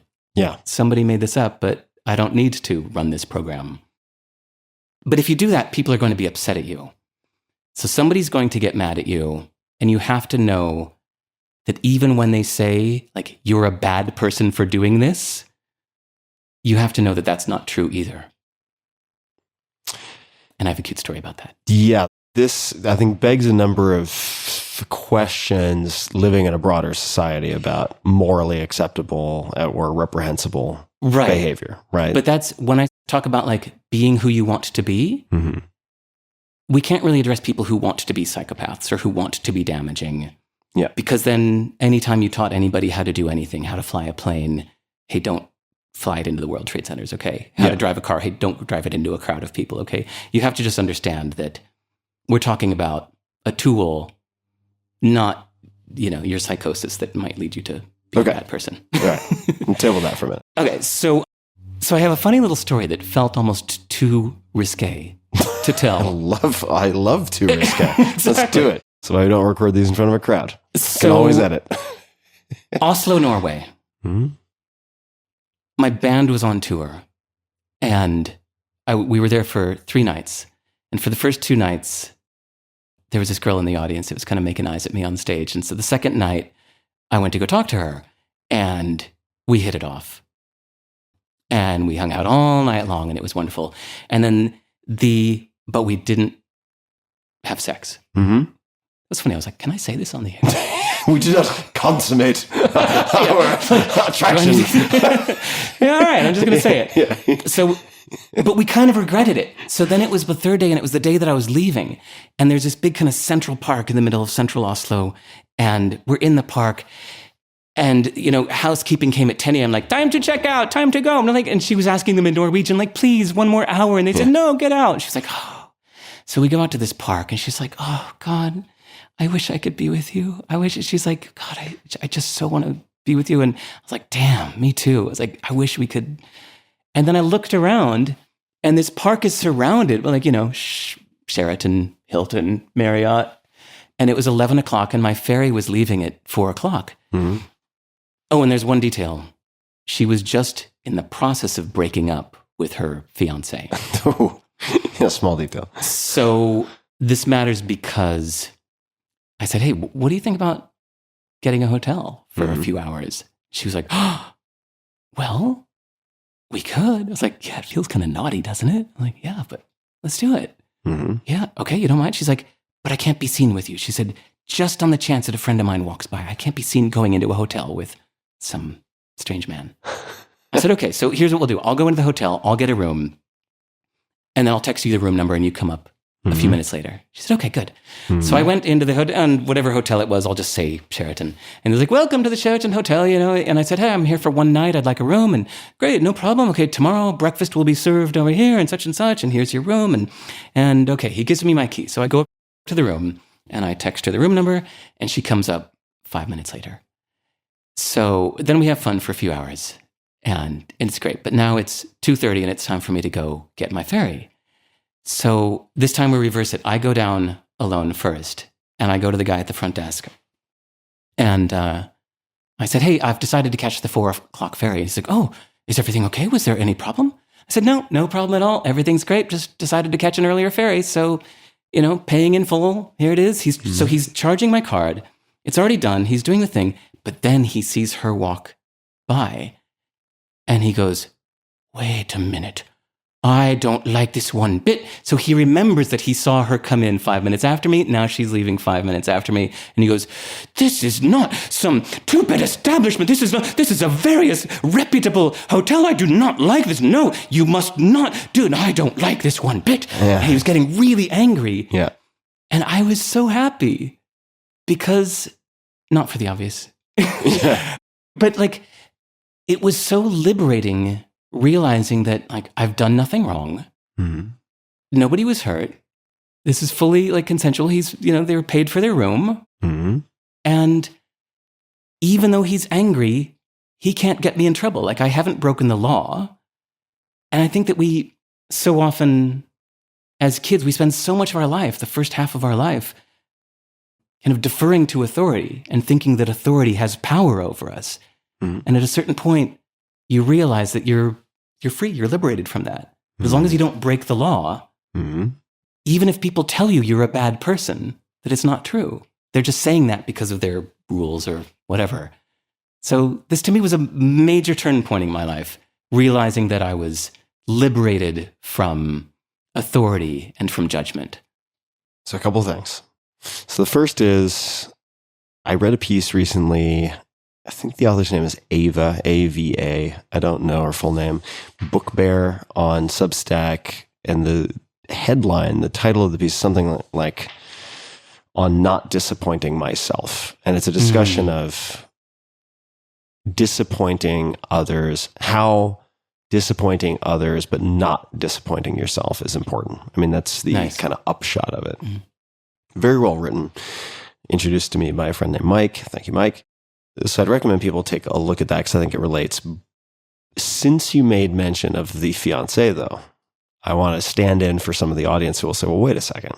You said you didn't do anything wrong, but we live in a society. We do follow rules. Otherwise, we are with the animals. So what is good, what is bad is based on societal norms. I'm sure there are people listening who are like, well, wait a second. You had fun for a couple hours with someone who is still engaged. How would you respond to people who find that morally repugnant? They had broken up, but were still living together because she just hadn't moved out yet. Okay. All right. Sorry. Okay. I wouldn't sleep with somebody's wife. Okay. Or okay. fiance either. Okay. Got it. But no, I know what you mean. That it's in those moments you have to ask yourself, do I agree with this rule? Mm-hmm. Especially if you travel the world. What's polite in Japan can be rude in New Zealand and vice versa. Mm-hmm. These different ideas of what is the right and wrong thing to do are completely arbitrary, and they change with geography. Mm-hmm. And so you get to kind of pick or choose, and you can choose to fit into the local norms, or sometimes you choose not to. Yeah. Because you disagree with them. It goes the same with individuals and people. You're liberated from others' norms. You can choose your own. So there's a lot of this that I agree with. I also wonder how we avoid, maybe we don't, but sinking into a moral relativism where everything is okay on some level because nothing is objectively good or bad. Therefore, genital mutilation of 12-year-old girls or whatever it is totally fine in that culture because the culture is different. Therefore, I'm not going to object to anything like that because I'm not the arbiter of universal truth. Therefore, everything is okay in different cultures, different places, different households because everything is relative. How do you think about that? I defer to Sam Harris. Okay. Did he ever talk about the moral landscape on your show? I don't think we've discussed it explicitly. So if you wouldn't mind elaborating. Probably the best elaboration is to tell people to go search for Sam Harris Moral Landscape. The best TED Talk I've ever seen. Okay. Ever. That is the one. Sam Harris, The Moral Landscape, so beautifully summarizes this idea of judging something morally objectively based on individual well-being and so utilitarianism, greatest good for the greatest number of people type stuff. Yeah. He says it better than Yeah, that. I don't want to speak. I don't want to speak for Sam. But yeah, go find that talk. That's kind of. I'm curious. There's, I think, a tension sometimes in my mind between living a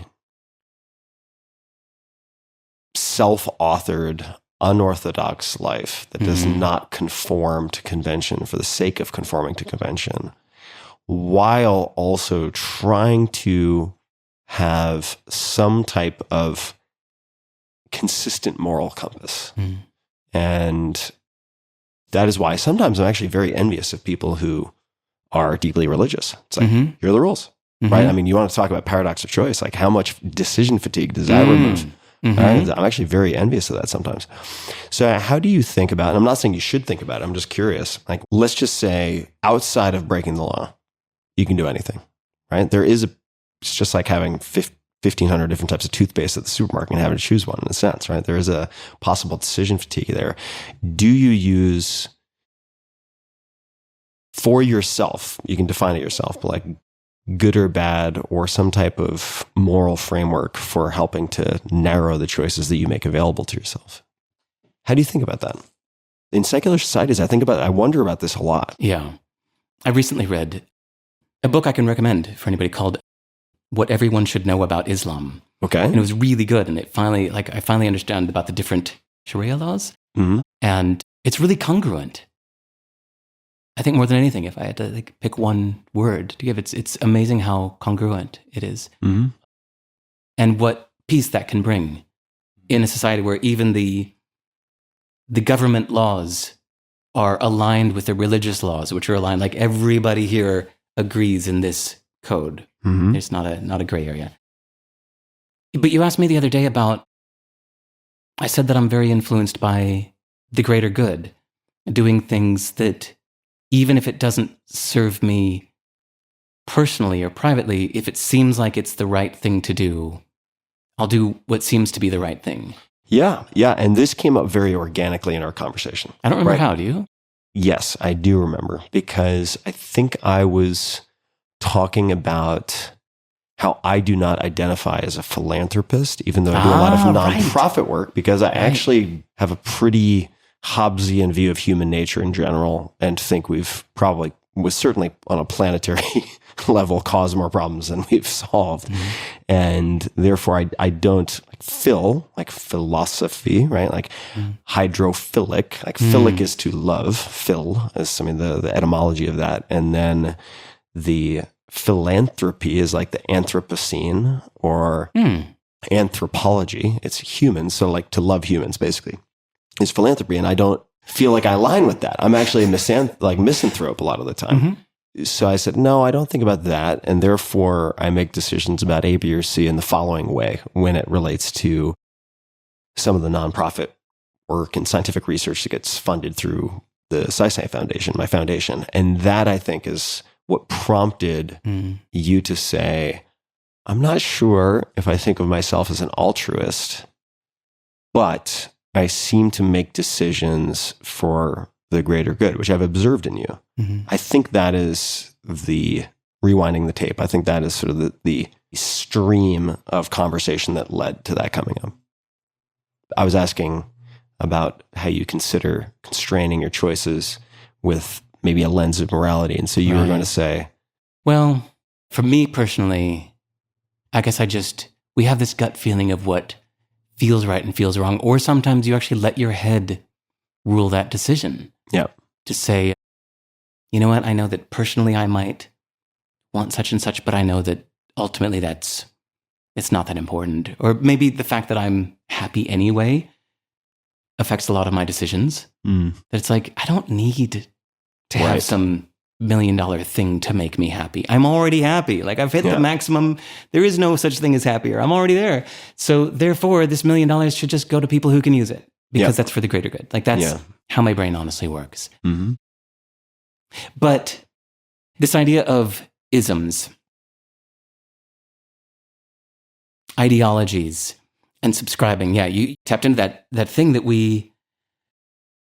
what did you call it? The decision fatigue. It really helps decision fatigue to say, I'm all in on this. But I think that people do it to a fault where they read a self-help book and go, oh yeah, this is it. This is the answer. I'm following this now. Stoicism, everybody's suddenly declaring themselves to be a Stoic. Or religion, or CrossFit, or veganism. Whatever. Right. The biggest fault, I think, to crypto, for that matter. You want to talk about religion? Yeah, it's tribalism in that case. Yeah, not for everyone. Just to be clear, but yeah. So something related to you happened to me on a plane years ago that I think is a good example of this. That long ago, I think it was 2008 or 9, I was on a plane from Amsterdam to the US, and I saw a guy reading 4 Hour Workweek. I said, hey, great book. And he goes, it's trash, man.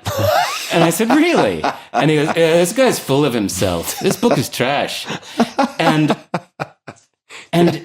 I think about that all the time because this was like, was he a German guy? Or I don't know. I think, yeah, and I've heard a bit of this before. Yeah, so it's like, because he found one thing. Not to slight the fine Germans. I should say, outside of the US, Germany and Korea are my besties.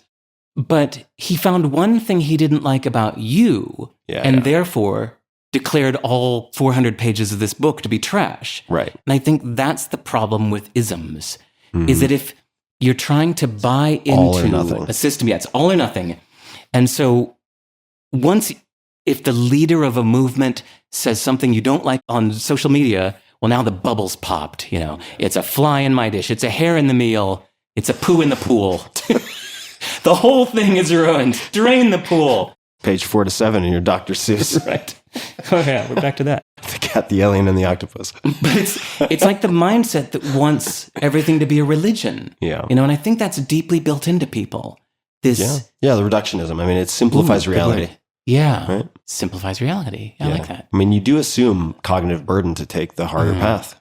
So, on that note, back to my whole useful, not true, my radical, what did I call it? Radical doubt? Super skepticism? Yes. I think we should be skeptical of every ism. I think we should avoid isms, avoid ideology, and take ideas piecemeal. Yeah. Which means, ideally, you should be open to somebody you don't like taking their good ideas from people you don't like. And the people you do like, admitting that some of the things they say, you're not going to adopt that. And when somebody does that, to me, that shows a stronger thinker, a clearer thinker, somebody who's looking at ideas individually instead of just saying, I'm all in on this. I am a such and such ist. Yeah. I subscribed to this ism. That to me seems to be jumping to a conclusion. It's a punt. It's like just deferring to the ism. Yeah. Yeah. This is very present for me in the US, and we don't need to go into politics, but with respect to politics, because I am asked frequently, right? Like, are you a Democrat or a Republican? Oh, wait, I think you're a libertarian. I'm like, I refuse to play that game. Yeah. If you want to talk to me about a specific issue, yes, let's talk about it. There you go. And if you can not just make the case for your argument, but ideally, I mean, this is asking a lot, but steel man a counter argument, just to prove to me you're not in this to have a shouting match. Okay, then let's have a conversation. But as soon as you apply, and I think I'm borrowing from Paul Graham on this of Y Combinator fame, but the more labels you apply to yourself, the stupider you get. Nice. I think that's true. It's just the more you calcify your thinking and or just absolve yourself of thinking. Right? Which is a luxury. It's deferring. Yeah. It's deferring, which is a luxury if you want to be an outlier in terms of the impact you have, the happiness you can achieve. That is a luxury you can't afford, is absolving yourself of thinking. Or maybe it's a bell curve. Who knows? Maybe the people who completely don't think and the people who think the most are the happiest, who the hell knows? I think a lot of it's probably out of the box. How much of because there are, I'm sure, people listening who are going to be like, wait a second, all right, this guy can't be any happier. What kind of alien is this guy? How much of that do you think is out of the box, just your code versus a cultivated? Do you know Sonia Limbersky? No. Okay. You know who she is? Nope. Oh. She wrote one of those books on happiness. Okay. After I read Stumbling on Happiness, I went, ooh, that was good. That was a good book. And I went to go find other books on the subject. So she wrote a couple books on happiness. She's been studying happiness for decades. Sonia Lombowski? Lombersky, I think. Lombersky? I'll find it. Put it in the show notes. Show notes, yeah. So she said in one of her books that her studies have shown that most people's happiness is 50% DNA and out of their control, and the other 50% is in their control. So the best we can do is just control that 50%, you know? Mm-hmm. Sounds like you're a stoic. Closet stoic. Right. Oh, I am. Okay. Yeah, minus the ism. Yeah, right. But did I ever tell you about that? That like, sorry, we're total, whatever, forest style tangent, but like, you even talked about Stoicism a bit, and I was like, ancient crap. and then finally in 2010, I read A Guide to the Good Life, The Art of Stoic Joy. William Irvin, I think. Yeah. And I read it like, whoa, oh my God, I thought this was just me. Like, this is everything he's talking about, this is the way I've been thinking since I was a teenager. Yeah. I don't know why I picked it up. Maybe I suspect I found out years later that the Dale Carnegie book called How to Stop Worrying and Start Living. You know, just as a side note, so I've read that book multiple times. Oh. I just went into my Kindle recently to look at my Kindle library, mostly to see like whether it was 70 or 80% of the downloaded books that I hadn't read. And I came across that book and I thought, you know what? This would be a good time to revisit this. They're very overlapping. I just read a couple of years ago in Wikipedia or something that book was basically spouting Stoic values. Makes perfect sense. And it's I a went, great book, by the way, folks. Yeah. How to Stop Worrying and Start Living. By Dale Carnegie. And it was on my grandmother's bookshelf, and I read it when I was like 16. Oh, look at that. And so here I was thinking that I would have, up until 2 years ago, I would have said, or I did say, all the things that Stoicism says. I've believed these things since I was a teenager. I thought I made these things up. I thought this was just me being weird. Wow. This was my weird approach to life. But then just 2 years ago, I saw that Wikipedia entry about... You got incepted by Dale Carnegie. Oh, wow. Yeah, Inception, yeah. Like, wow. So, but point is, I've been thinking that way since I was a teenager. And it wasn't until the age of like 40 that I read an actual book on Stoicism and went, whoa, this is how I think. But that being said, it's healthier to watch out for whenever you find yourself wanting to jump all in to an ism, even if it's just a book that you just read. Yep. And if you find yourself blindly kind of saying, all of this is me, this is how I'm going to live now. Unless you have the, let's call it self-awareness or meta-awareness to say, okay, I'll try all this stuff on for size. This is like me putting on a suit. Right. To see what happens, but not like this is the truth in all caps. This is who I am, identity. That's totally different. See, that's pluralism versus monism. Yeah. Like the monism is this, it's mystical. The number one is somewhat like magical and mystical, one love, one world, one answer, one way. Yeah. It's very appealing, this idea of one. Mm-hmm. And it's very upsetting to think that no, there are many answers and they conflict, and you can believe conflicting things at the same time. Sorry, I accidentally skipped answering your question about, was it either am I this happy or why am I this happy or why do I think I'm this happy? Yeah, so this researcher who wrote the book after stumbling on happiness said 50-50, and then I dragged us into Stoicism. So that's that. So no, I think I got the lucky roll of the dice, the DNA dice, but also there's another thing I've been doing since I was a teenager that I found out has another name too. So for my whole life, I very often will open my diary and just put everything into there. I write what happened today, but also like the things that I'm thinking.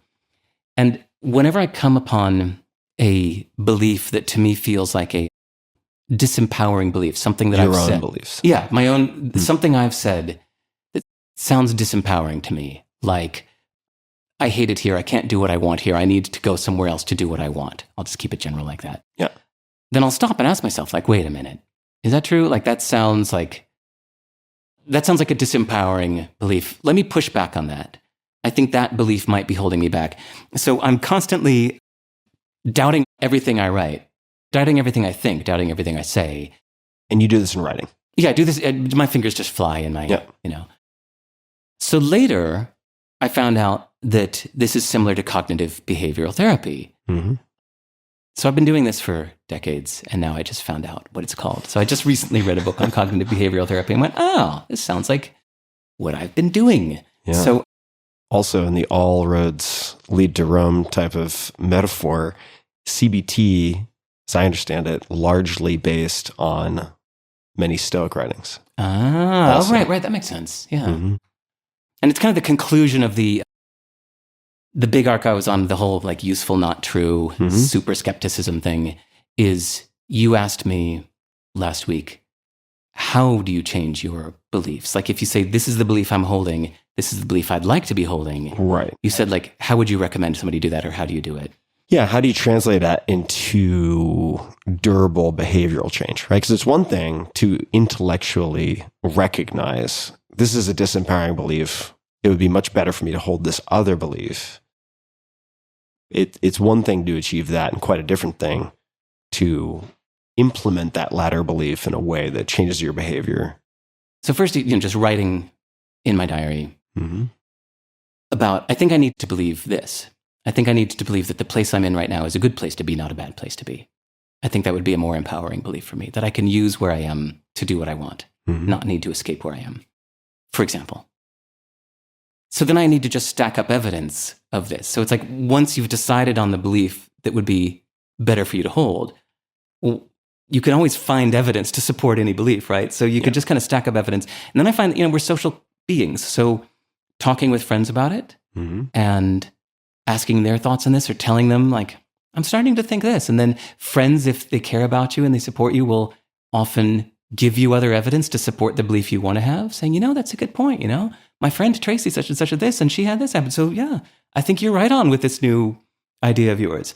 So friends support it, and then you start to internalize it more, and maybe it takes a few days and you take some baby steps to put it into action, or a big giant leap to put this into action. Like, some crazy things I've done in my life to cut off some options in my life as a giant leap. We can talk about that if you want. But small actions or big actions, you can take the action before necessarily internalizing it. Totally. Kind of fake it before you make it. Fake it before you make it, yes. Do it before you believe it. Right, like act as if. I should sign up for college. And you're just like, you're right, I should. Oh my God, I just did. Like even before you've convinced yourself, you can like sign up that little form and take that first step to. Yeah. So I think I've done a lot of things like that in my life, where to support a new belief, I will take an action first. And then we all have the desire to be congruent with the actions we've taken. So it's like, oh, look, I'm this kind of person now. This is my belief now. So for folks listening who would find it helpful to have a structured way to cross-examine their own beliefs and maybe take an opposing stance and then gather evidence, there's something called The Work by Byron Katie. Oh, yeah. Which is very much this. And I found personally very useful, super, super useful. You didn't really tease. You weren't sure whether to open the door or not. Giant leaps. So with the understanding that what you do is not necessarily what you recommend for all people. You're going there. What are, is there an example of a giant leap that might make for a story? Is there?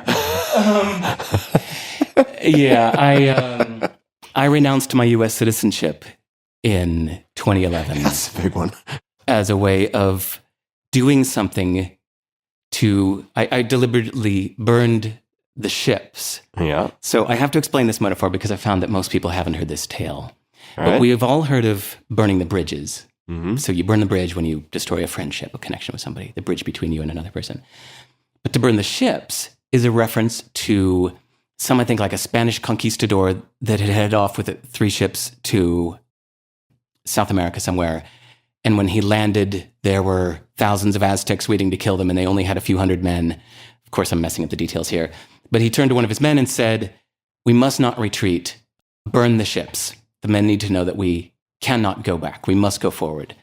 So I wanted to challenge myself to go forward and not go back. And after 40 years in America, I felt like, all right, I spent the first 40 years of my life here. I want to spend the next 40 out. But what I found is whenever things got tough, I kept wanting to retreat back to my comfortable California. So I thought, I need to burn the ships. So I did. Okay, I'm laughing because there's so many rabbit holes we could go down here. I'm going to use my creative license as a host of this podcast to avoid most of them. But Are you glad you did that? For years, it was one of my biggest mistakes in life. Made it hard to visit like family and friends in the US, right? Yeah. I highly recommend when everybody asks me about it. Some people have found out about this. Mm-hmm. No, handful moral, no. Don't tell anybody. So when people would ask me about it, my advice was always do not do it. In fact, it still is. Somebody just asked me last week. I was like, do not do it. Kevin Kelly had this wonderful saying, the best option is the option that gives you the most options. Yep. I love that. And under that wise advice, I think that no, you should not renounce your US citizenship because it's cutting off options. A lot of people seem to want to do it for tax reasons. You need to look through that thoroughly. I did not do it for tax reasons. In fact, my taxes went up after I renounced because most of my income is still US sourced. So now that all gets taxed at a flat 30% rate instead of before it was like part of a bigger picture. Yeah. So yeah, my taxes went up and it reduced the options. So there was something scary that happened just a few months after I renounced my citizenship. My ex, her dad was like on his deathbed and we needed to quickly get on a plane that night, but I didn't have a visa. Mm. And so I went to the US Embassy to get a visa quickly and they rejected me. And I was devastated because they just hand you a slip saying, no, you've been denied for a visa. Next, Yeah. And the slip says, you may not reapply. This decision is final. And hey, useful, not true. I challenged that rule. I was like, all right, I think somebody just made that up. I'm going to go back and reapply anyway. So I went back with a mountain of evidence and luckily they granted me a visa. Mountain of evidence for what? I was living in Singapore at the time, and it was actually my good friend from Bangladesh that said, Derek, this is your first time being refused? She's like, I've been refused like 5 times. Look, here's how to do it. You can't just go to the embassy and say, give me a visa, please. You have to show a mountain of evidence that your life is in Singapore, that you have, tell them about your cat, that you have a job, that you have this, that you're on the board at this company, that you're speaking at, National University of Singapore. Show them your 2-year rental agreement. You're not a flight risk. Right, not a flight risk. So I went back with a mountain of evidence and a letter from the doctor, from my ex's dad saying, please, he only has a few days to live. Please allow them to come back. So I was granted the visa, but it was scary as hell. And so I think that people are often overconfident thinking like, hey, I'll just renounce my citizenship and it'll lower my taxes. I can go back anytime I want. But not true. Yeah, I always say like, no. Once you renounce, you might never be allowed in that country ever again. That is not your country anymore. So I do not recommend it. Yeah, I would say in general, not to paint with too broad a brush, but the U.S. frowns upon people who renounce citizenship. Yeah, I'm always aware that I might in a lot of never ways. Be allowed back in ever again. Yeah. Okay. What is another example of a giant leap? Anything come to mind? I mean, that's a huge one, for sure. Was it worth it for you? So you said I wouldn't recommend this to most people. And I know we live looking forward and not behind. We can't change the past as far as we know. Now, 13 years later, 12 years later since doing it, it did come in a little handy in COVID times where I will skip some family drama details, but there was a big, big pressure on me to move to America. And I was able to just kind of say, no, can't do it. Don't want to, don't have to, can't. Yeah. And so finally, after 12 years, it came in handy for that. But it was a huge thing, Yeah. Any other giant leaps? I think. Or big leaps? Actually, selling my company came in like an instant moment of clarity of like, God, life is weird when it's like you can hold multiple philosophies in your head at the same time. Like this is the whole thing I was talking about with useful, not true, is these no beliefs are true. So you can hold them all in your head and just kind of look at them like, well, here's one belief that says you should stick it out. When the going gets tough, you need to stay in there and such and make that. There's another belief that says the rewards to effort ratio is off, that I'm spending so much effort and getting so little reward that you should stop. Another philosophy says, and you can just hold these in your head and look at them as paths you could go down, as philosophies you could follow. And then ultimately you just pick one or you craft one from a hodgepodge piecemeal from the other bits. And so in that moment, I was feeling really frustrated with my company. I'd been doing it for 10 years. I was feeling done, like somebody who's been painting a mural for many years or writing a novel for many years, and just you put the last brushstroke on, you write the last word, and you go, there, I think I'm done. Mm-hmm. That's how I was feeling. But somebody could have argued, like, okay, go take a vacation and come back and get back to work. But I played off some different ways of thinking about it. And in that moment, while driving down Pico Boulevard in LA while on the phone with a friend, I was like, that's it, dude. I think I'm done. I'm just going to sell the company. And I decided in that moment. It wasn't fully congruent yet. It was just one of many options. But like that night, I went and called 3 companies that had been asking to buy mine. And I told them yes. Was there a feeling or a meal or something your friend said that triggered that? He just asked me a bunch of questions. Like, he challenged the things I was saying. He basically did the cognitive behavioral therapy with me. He was pushing back on everything I was saying, challenging it. So, for example, I said, I'm sick of having all this responsibility. I don't want to have to do this and have to do that. He said, you don't have to do anything. I said, yeah, I have to pay my taxes. He said, no, you don't. I said, yes, I do. You have to pay your taxes. He said, no, Derek, you need to understand this. You don't have to do anything. Who wrote Power of Now? Eckhart Tolle. Eckhart Tolle. Yeah, I never read the book, but I've heard good things about it. I unfortunately tried to listen to it on a long drive, and don't do that. It's hazardous. He's got a very soothing voice. But he starts out the story saying that at one point, he just went to go lay on a park bench and basically just sat there for a couple of years doing nothing. And it's a reminder that you don't have to do anything, that everything is a choice, that even paying your taxes, you don't have to. There will be consequences if you don't. But let's always be clear that you're choosing to do it. You're choosing to pay your taxes because you'd rather not have the consequences. You're choosing to pay your employees. You're choosing to go into work. None of these things are things you have to do. And I think he pushed back on that a few times. And ultimately, my value system is such that I most value personal growth. And it felt to me like I've been doing this thing for 10 years. The bigger learning, growing opportunity for me right now is to do something else.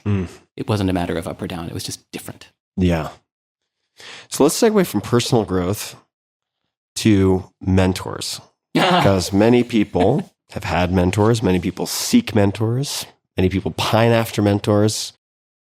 And if they could only get a hold of person X and have a cup of tea or a coffee, pick the brain. Pick the brain. So appealing. Have a meal. Who would not want to have their brain picked? Yeah.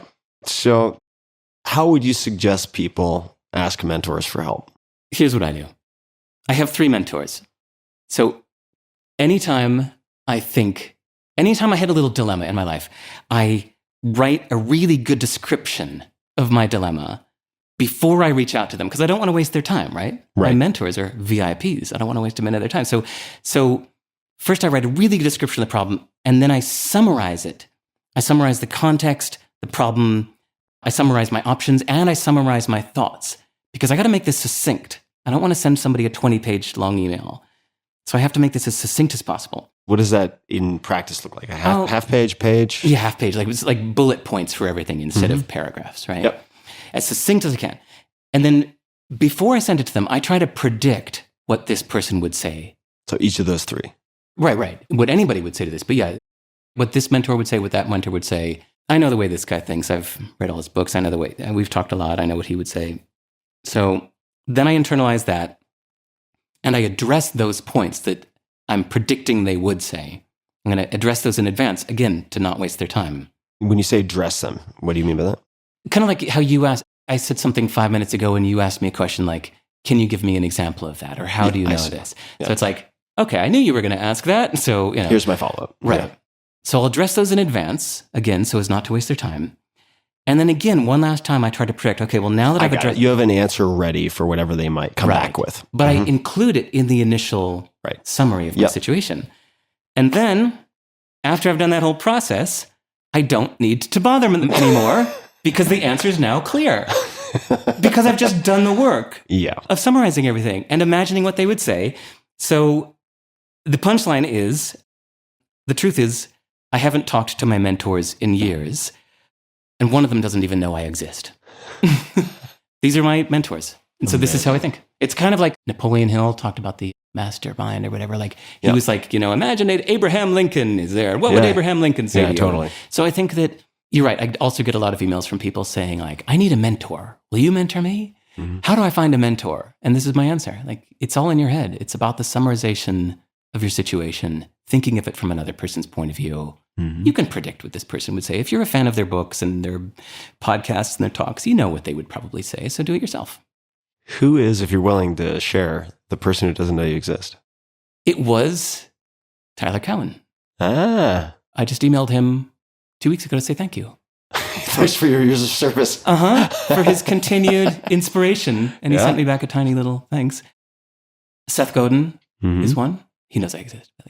We don't talk that often. But I very often think, like, what would Seth Godin say? He walks the walk. He's another example of someone who walks the walk. Very much so. Mm-hmm. Yeah.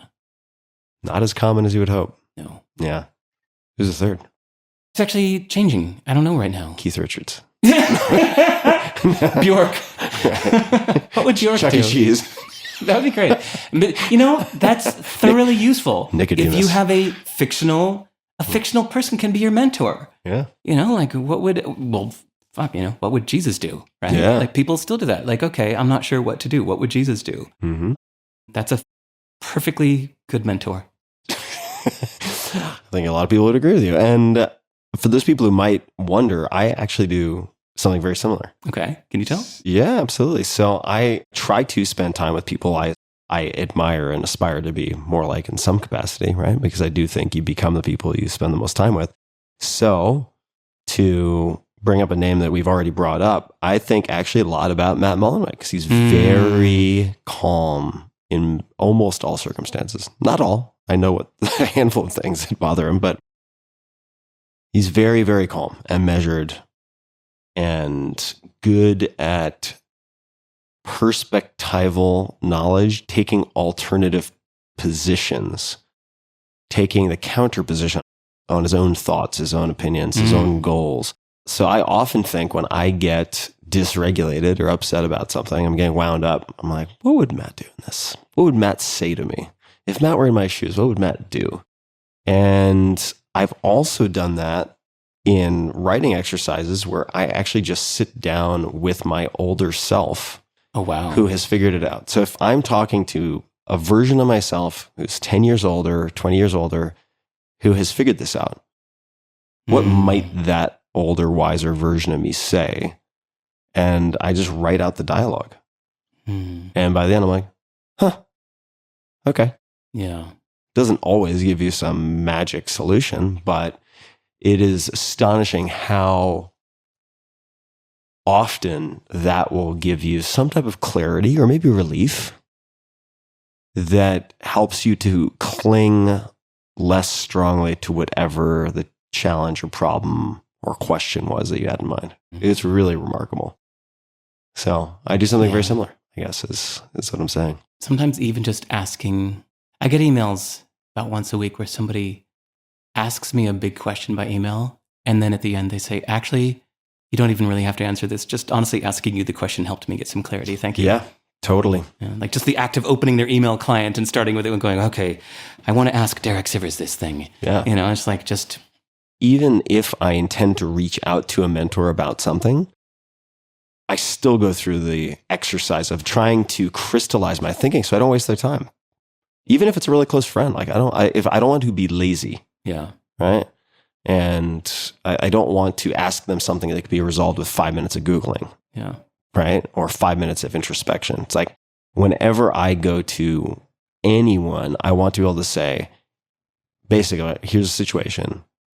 Here are some of my assumptions. Here's what I've already tried. Like I've tried A, B, C, D, and E, and I'm not quite figuring it out. And then followed by a super specific question. But asking the mentors around your imaginary table and doing that homework, I think it's something that I do and I recommend to everyone. And there is some selfish motive here. Like I would like to have fewer than several thousand email a week that come in with like, how can I launch my book? Please tell me. Just, you know. And I'll admit, I actually got oddly shy 2 minutes ago when you asked me who the third one was, because actually it's been you in the past. No. Yeah. And I didn't want to bother you with things. So I'm just like, I was tempted, you know, I've got your phone number. I could have just texted you. And I'm like, no, hold on. And I'll just do it first. I'm like, never mind. I didn't ask you. Yeah. I think about you.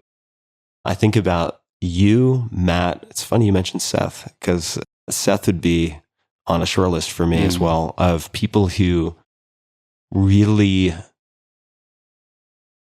think, and more than think, it's question. Yeah. Right? The musts, the shoulds, the have tos. I'm like, wait a fucking second. That's nonsense. I feel like you're very good at that, which is part of the reason I've read your first book so many times. So, no, I'm all shy. Should we? I feel like we should do two things. Okay. I feel like we should get a slight refill on the scotch, and then maybe talk about games, the games we play. All right. Getting good at games, things of this type. So a little bathroom and then scotch break. What do you think? Great. For people wondering, we just came back from our bathroom /break/ scotch refill. This is, I would say, very similar to a lot of our conversations. Yeah. Like, it's not that different from a lot of our conversations, but I do appreciate how much thought you give to deliverables for the audience. Makes a big fucking difference, honestly. The greater good thing, I think about making it interesting conversation for you, but then there's like how many people that listen. So it's like, I try to. Yeah, you're good at holding both. Looking at you, but I'm thinking of them. No offense. Wow, we could unpack that for a while. All right. You and your euphemisms. All right. Dark mirror, here we come. Cheers, man. Cheers. So nice to see you. Thank you for suggesting. Oh, thanks again, Matt. I don't know why we think Matt's there. Matt's got the fuzzy hat on, otherwise known as the boom mic. That is nice. All right. So we're all playing games, right? And I think it's a matter of knowing which games you're playing outside of some basics. You got shelter, you got food, you cover some of the lower rungs of Maslow's hierarchy of needs. Beyond that, we're all playing different games. So knowing which games you're playing, then choosing the game you want to play. These are important topics. Why don't I just hand the mic over and let you talk about how you think about this kind of thing? Playing games. Maybe not the proper tee up, but I'm going to go with it. No, that's what it was. So it's something that might seem strange about me, that sometimes people say that I seem weird because of the choices I make in life. You are pretty weird, in fairness. It's a compliment. But I try to explain that it's just because for 10 years or 15 years, I was playing a certain game. I was trying to be successful. I wanted to be famous. I wanted to be a successful musician. I wanted to be rich in that way. And I did it. And in my mind, by my own standards, I won the game. Mm-hmm. And when you win the game, say you're playing Settlers of Catan or Monopoly or poker, whatever, with friends, when you win the game, what do you usually do is you stop playing. You say, okay, let's go do something else. I won the game. Even with, say, addictive video games. So have you ever played Stardew Valley? No. Oh, don't. I probably shouldn't. It's adorably addictive. Yeah. So my ex grew up on a farm, and Stardew Valley is one of those little farming games where you tend to your crops, and then you get animals, and you get money for selling your crops. I think the story behind this game is also very interesting. Made by one guy with a passion for many years. I believe there's a lot of additional context to that we don't have to unpack now, but people can look into it. It's a fascinating backstory. But yeah, don't play it because it's digital heroin. Yeah, I mean, it's so good. Yeah. I mean, okay, let's say if you want to play a great game yeah. that is also non-greedy, I found it because it was recommended on a list of like no bullshit games that don't ask you for more money once you're in. Yeah. You just pay your $9 or something like that up front, and then you've got the game forever. That's cool. Let's say actually, if you are looking for a new game, it is a great game. Stardew Valley is wonderful. Mm-hmm. But it's so wonderful that my ex and I got really into it. She played it for something like 400 hours or something like that. The little clock shows you how long you've played. Yeah. And at a certain point, she had done everything. She'd made every dish, planted every crop, caught every fish, done every favor for every village or whatever. she was done, but yet there was this yearning to keep playing because she was so good at it. Yeah. And the temptation to keep playing, even though the rewards are done, isn't that the definition of addiction? Mm-hmm. And so, it's continuing a behavior even though it's not rewarding you anymore. Mm. So to me, that's what making money is. Mm-hmm.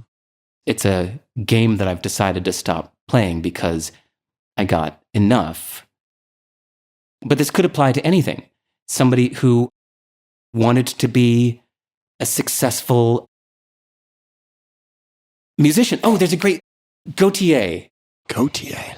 I think that's how they pronounce it. You didn't have to cut me out. Yeah. Now you're just somebody that I used to know. That guy, one-hit wonder, Gautier from Australia. That was his stage name. Uh-huh. And he did a beautiful thing as he has retired that stage name. He's like, there, did it. I had a massive number one hit. I don't want to keep singing that song for the rest of my life. There is no more Gautier.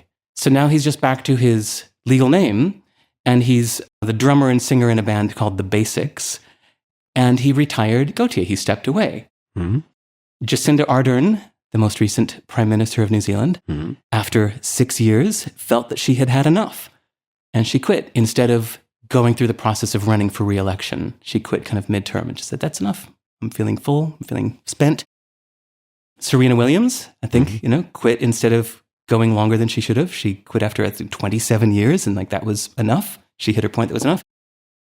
Cameron Diaz, I suddenly, after watching There's Something About Mary Mm-hmm. with my kid, said, I wonder whatever happened to her. And I looked up and saw that she was the 5th highest grossing actress in America, the highest paid Hollywood actress over 40, and then she'd had enough. And so she just quit to do other things. I should interview her. Yeah. I love those stories. I mean, she would probably not say yes, but I mean, those stories are fascinating to me. Yeah. People are just like, yep, goodbye. Because I'm I gonna think do there's something something really admirable about the personal challenge of making yourself do something else. Mm-hmm. That most of us stay in the game for too long. Mm-hmm. So I really admired that Jacinda Ardern did that when politicians are known for trying to hold on to power as long as they can, right? Until they're forcibly removed and kicking and screaming. Yeah. I really admire that she did that. I was super, super influenced by Felix Dennis's book called How to Get Rich. Which I just have to say, it's definitely not suitable for family listening, but the audiobook is exceptional. I think it's Roy McMillan who's the narrator. And I know that because I looked it up because I was so impressed by the narrator. Oh. But just listen. Anyway, I just went to second. How's it not suitable? Does it just Well, hurt? I mean, look, you have a very particular, different orientation on these things, but most parents probably don't want to listen to an audiobook that's like, yeah, and then I spent all the money on Coke and whores. Okay, that's what I thought you were referring to. Yeah, that is one specific thing, but that's so wonderful that he admitted that. It's funny for that reason, right? Because he's so candid in a way that you would not normally find in most books like this. Unapologetic on other things. The whole thing is refreshingly unusual. Yeah. I enjoyed it. I love that book. Okay, so I interrupted them. No, it was great. And I read that at a key time. It was right about the time that we met, like 2008. I was just selling CDBaby. And I was suddenly, coming into more money than I could ever spend in a lifetime. And just about that time, I read Felix Dennis's book, How to Get Rich. And in it, he had this quote that I got ready for our conversation here. He said, if I had my time again, knowing what I know today, I would dedicate myself to making just enough to live comfortably as quickly as I could by the time I was 35. I would then cash out and retire to write poetry and plant trees. So I read that at a key fork in the road moment for me, where I just sold CDBaby, had a ton of money. It's like, what to do now? And I read this book from this filthy rich old man being entirely honest, and I thought I should just learn from his experience. Yeah. And so I took his lesson to heart. And I said, all right, Felix Dennis said if he could do it all again, he would just retire and write poetry and plant trees. And I haven't planted any trees yet, but it's kind of what I'm doing. So if what I'm doing seems weird, it's because I took his advice to heart and I've kind of quit the game. So I think here's how we can summarize it, is to say that most people, I think, go by the inner compass that says, I'm really good at this game, so I should keep playing. But I think we should all entertain the idea. We could say, I'm really good at this game, so I should stop playing. Mm-hmm. I'm excited to dig into this because there's so many facets that I want to hear your thoughts on. So first, I want to pick up on something that I did not know, although I guess looking at your history makes some strange sense, but wanting to be famous, you mentioned. You strike me as someone, and I mean this in a very neutral way, and this is also why I asked you the other day at lunch. I was like, what makes you emotional? You strike me as a very thoughtful, but in some ways unemotional person. Wow. Not in a bad way. Okay. But like you don't have volatile emotions. No. You don't have strong displays of emotion. And that could be a misread.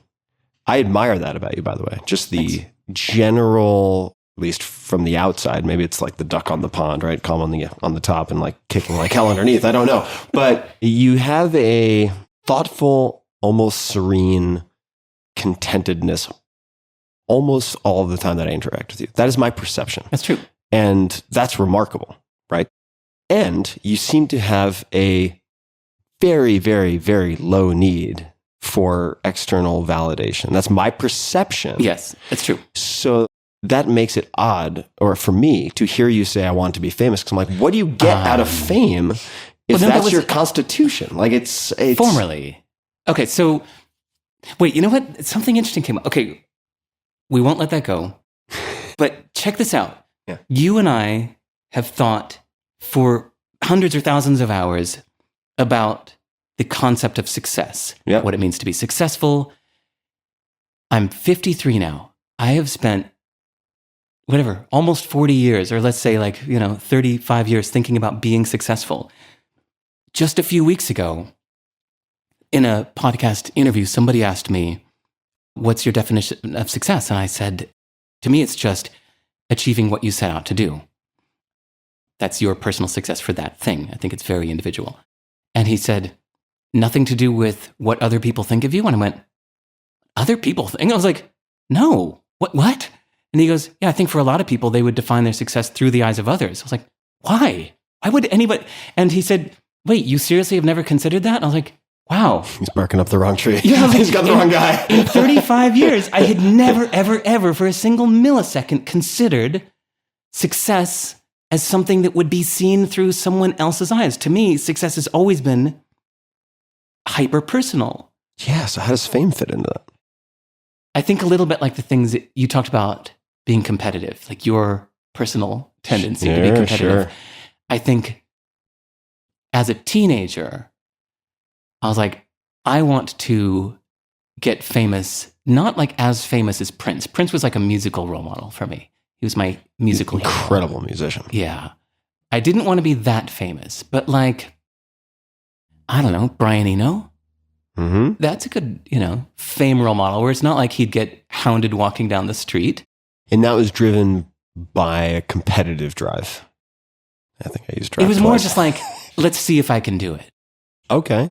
Just with that spirit of like, I think I can do that. I want to try doing that. Mm-hmm.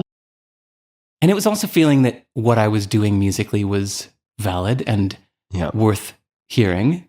And so a way for people to hear it is to... Someone was asking me recently, because I was describing how excited I was to see you. We haven't hung out in so long. Yeah. It's been so fun to 12 years. Yeah. God, it's crazy because we also interact virtually.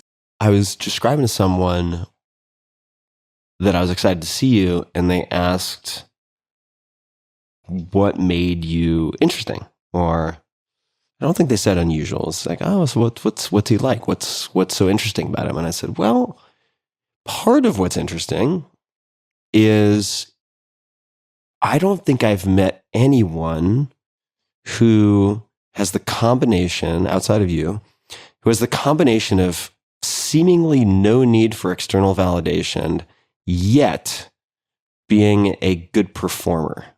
Right? Like you were a ringleader in a circus. Right.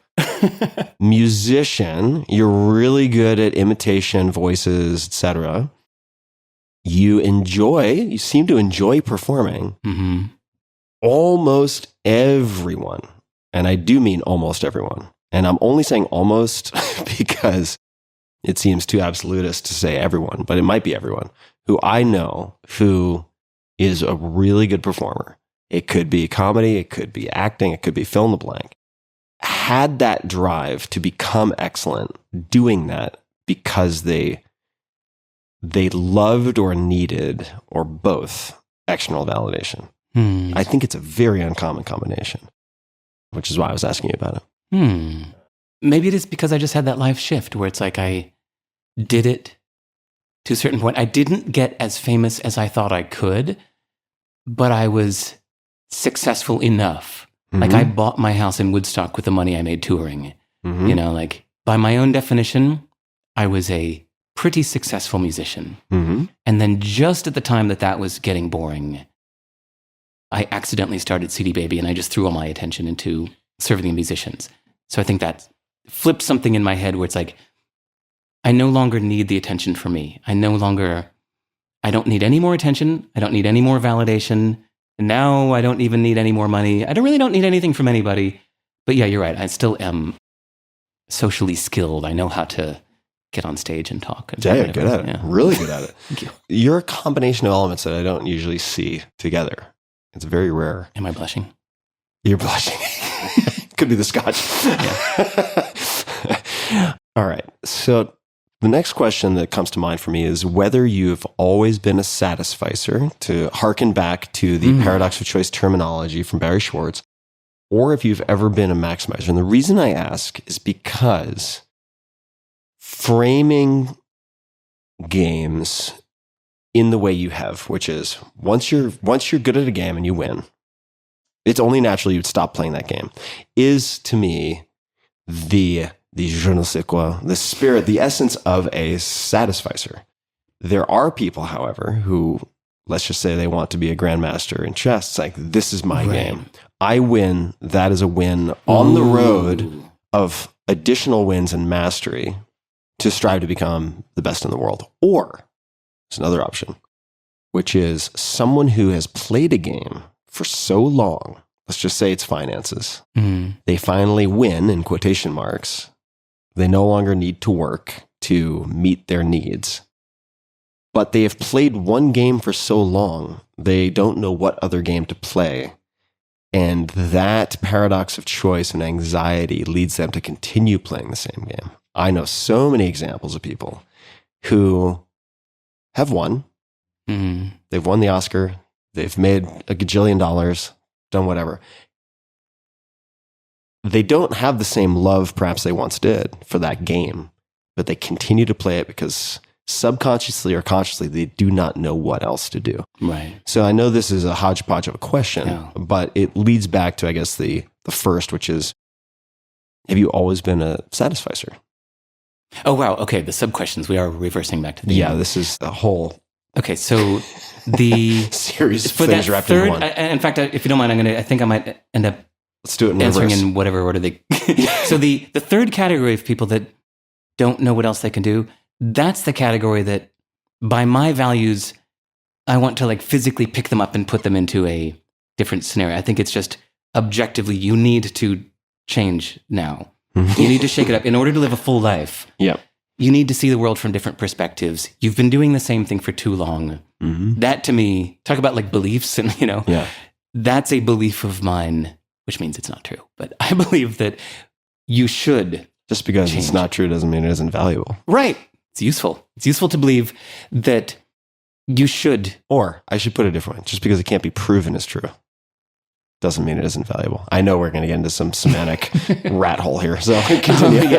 Well, we'll let that go. So those people, I think, absolutely should. Somebody needs to kick them out of the nest, shake them out of their habits. The only celebrity death that upset me was Kurt Cobain. All the others seemed to be like, okay, they've made their contribution to culture, and I appreciate them. But like, I wasn't eagerly awaiting George Harrison's next album, But Kurt Cobain, it felt like he had so much more to give, but he was miserable. And something like that, maybe not to that extreme, but let's just use that as the farthest end spectrum on this kind of person that says they're miserable doing this thing, but they feel like it's all they can do. Mm-hmm. Those people, I just want to physically restrain them and pick them up and put them into another environment to show them you can do something else. Yeah. It's a bigger world. Or like you're good enough, go to an ashram for 2 years, you can always come back, you'll be fine. Right. Just imagine the joy of, God, sometimes even a simple manual labor. What it was at the end of the movie The Last Emperor. This guy's been through this big giant arc, and at the very end of the movie, he's just, picking weeds in a garden because he used to be the emperor, but the Chinese Revolution never assigned him to just be a gardener now, and he kind of found his peace with it. Yeah. And we all have different versions of that we could do. Like for the most part, for the last 12 years, I've just been a full-time dad here in New Zealand. I know there are other impressive things I could have done, but this meant the most to me. Impressive is such bullshit. I know, too. exactly. See, that's like, external, right? I mean, what really drove that home for me is I'm an enthusiastic student of history. Mm-hmm. And I read, for instance, I guess it's Genghis Khan, but who really knows? I don't speak whatever Mongolian or whatever the language would have been. Genghis Khan and the Making of the Modern World. Mm-hmm. Great book, yeah. Oh, yeah, really good. Especially the first half or so is really exceptional. But I realized, because they mentioned Alexander the Great in that book, and I realized Alexander is kind of like Madonna. It's got one name. I don't know that dude's last name. Do you? And I've polled audiences. Not a single person has ever raised their hand. I'm like, okay, this is ostensibly the greatest. Well, certainly one of the greatest, but let's just say the greatest conqueror the world has ever known, given the constraints and technology at the time. Mm-hmm. Can't even name his full name. So it's just like that impressive, I don't know. I've just become less and less kind of concerned with that. Okay, wait, there were some sub-questions in that last one. I can rewind, which, by the way, is totally developed skill. That's not something, this is after doing a lot of podcasts. Dude, I just noticed from our walking down the street or walking through a forest and talking, you would pick up on a few words that I said in passing. 2 days later, you were like, let me ask you some more questions about that. I was like, what? How the fuck did you remember that? Yeah, totally trained. Yeah, that's funny. Yeah, which is wild. So I was asking you, maximizer versus being satisficer. Have you ever been a maximizer? Yeah, so just like I think you can't preach minimalism to somebody who hasn't felt the pain of having too much stuff. Yep. They need to feel the pain of having to look after too many things and having a cluttered house, and they go, ugh, I need some minimalism. You can't just preach it to them. So I think it's the same thing with maximizing and satisficing, that I think satisficing is a lifestyle for me now, or something that's deeply internalized, let's say, because I've felt the pain from trying to maximize decisions and spending hundreds of hours trying to find the best this or best that, or, make the best decision. I mean, God, I write in my journal so much, so many pages on something. And in the end, I'm just like, I've felt the pain from doing this now. I need to learn how to say good enough. And now that I put that into action, it was because of reading Paradox of Choice. I said, okay, I need to do this. He's right. Dude's smarter than me. I'm going to do this.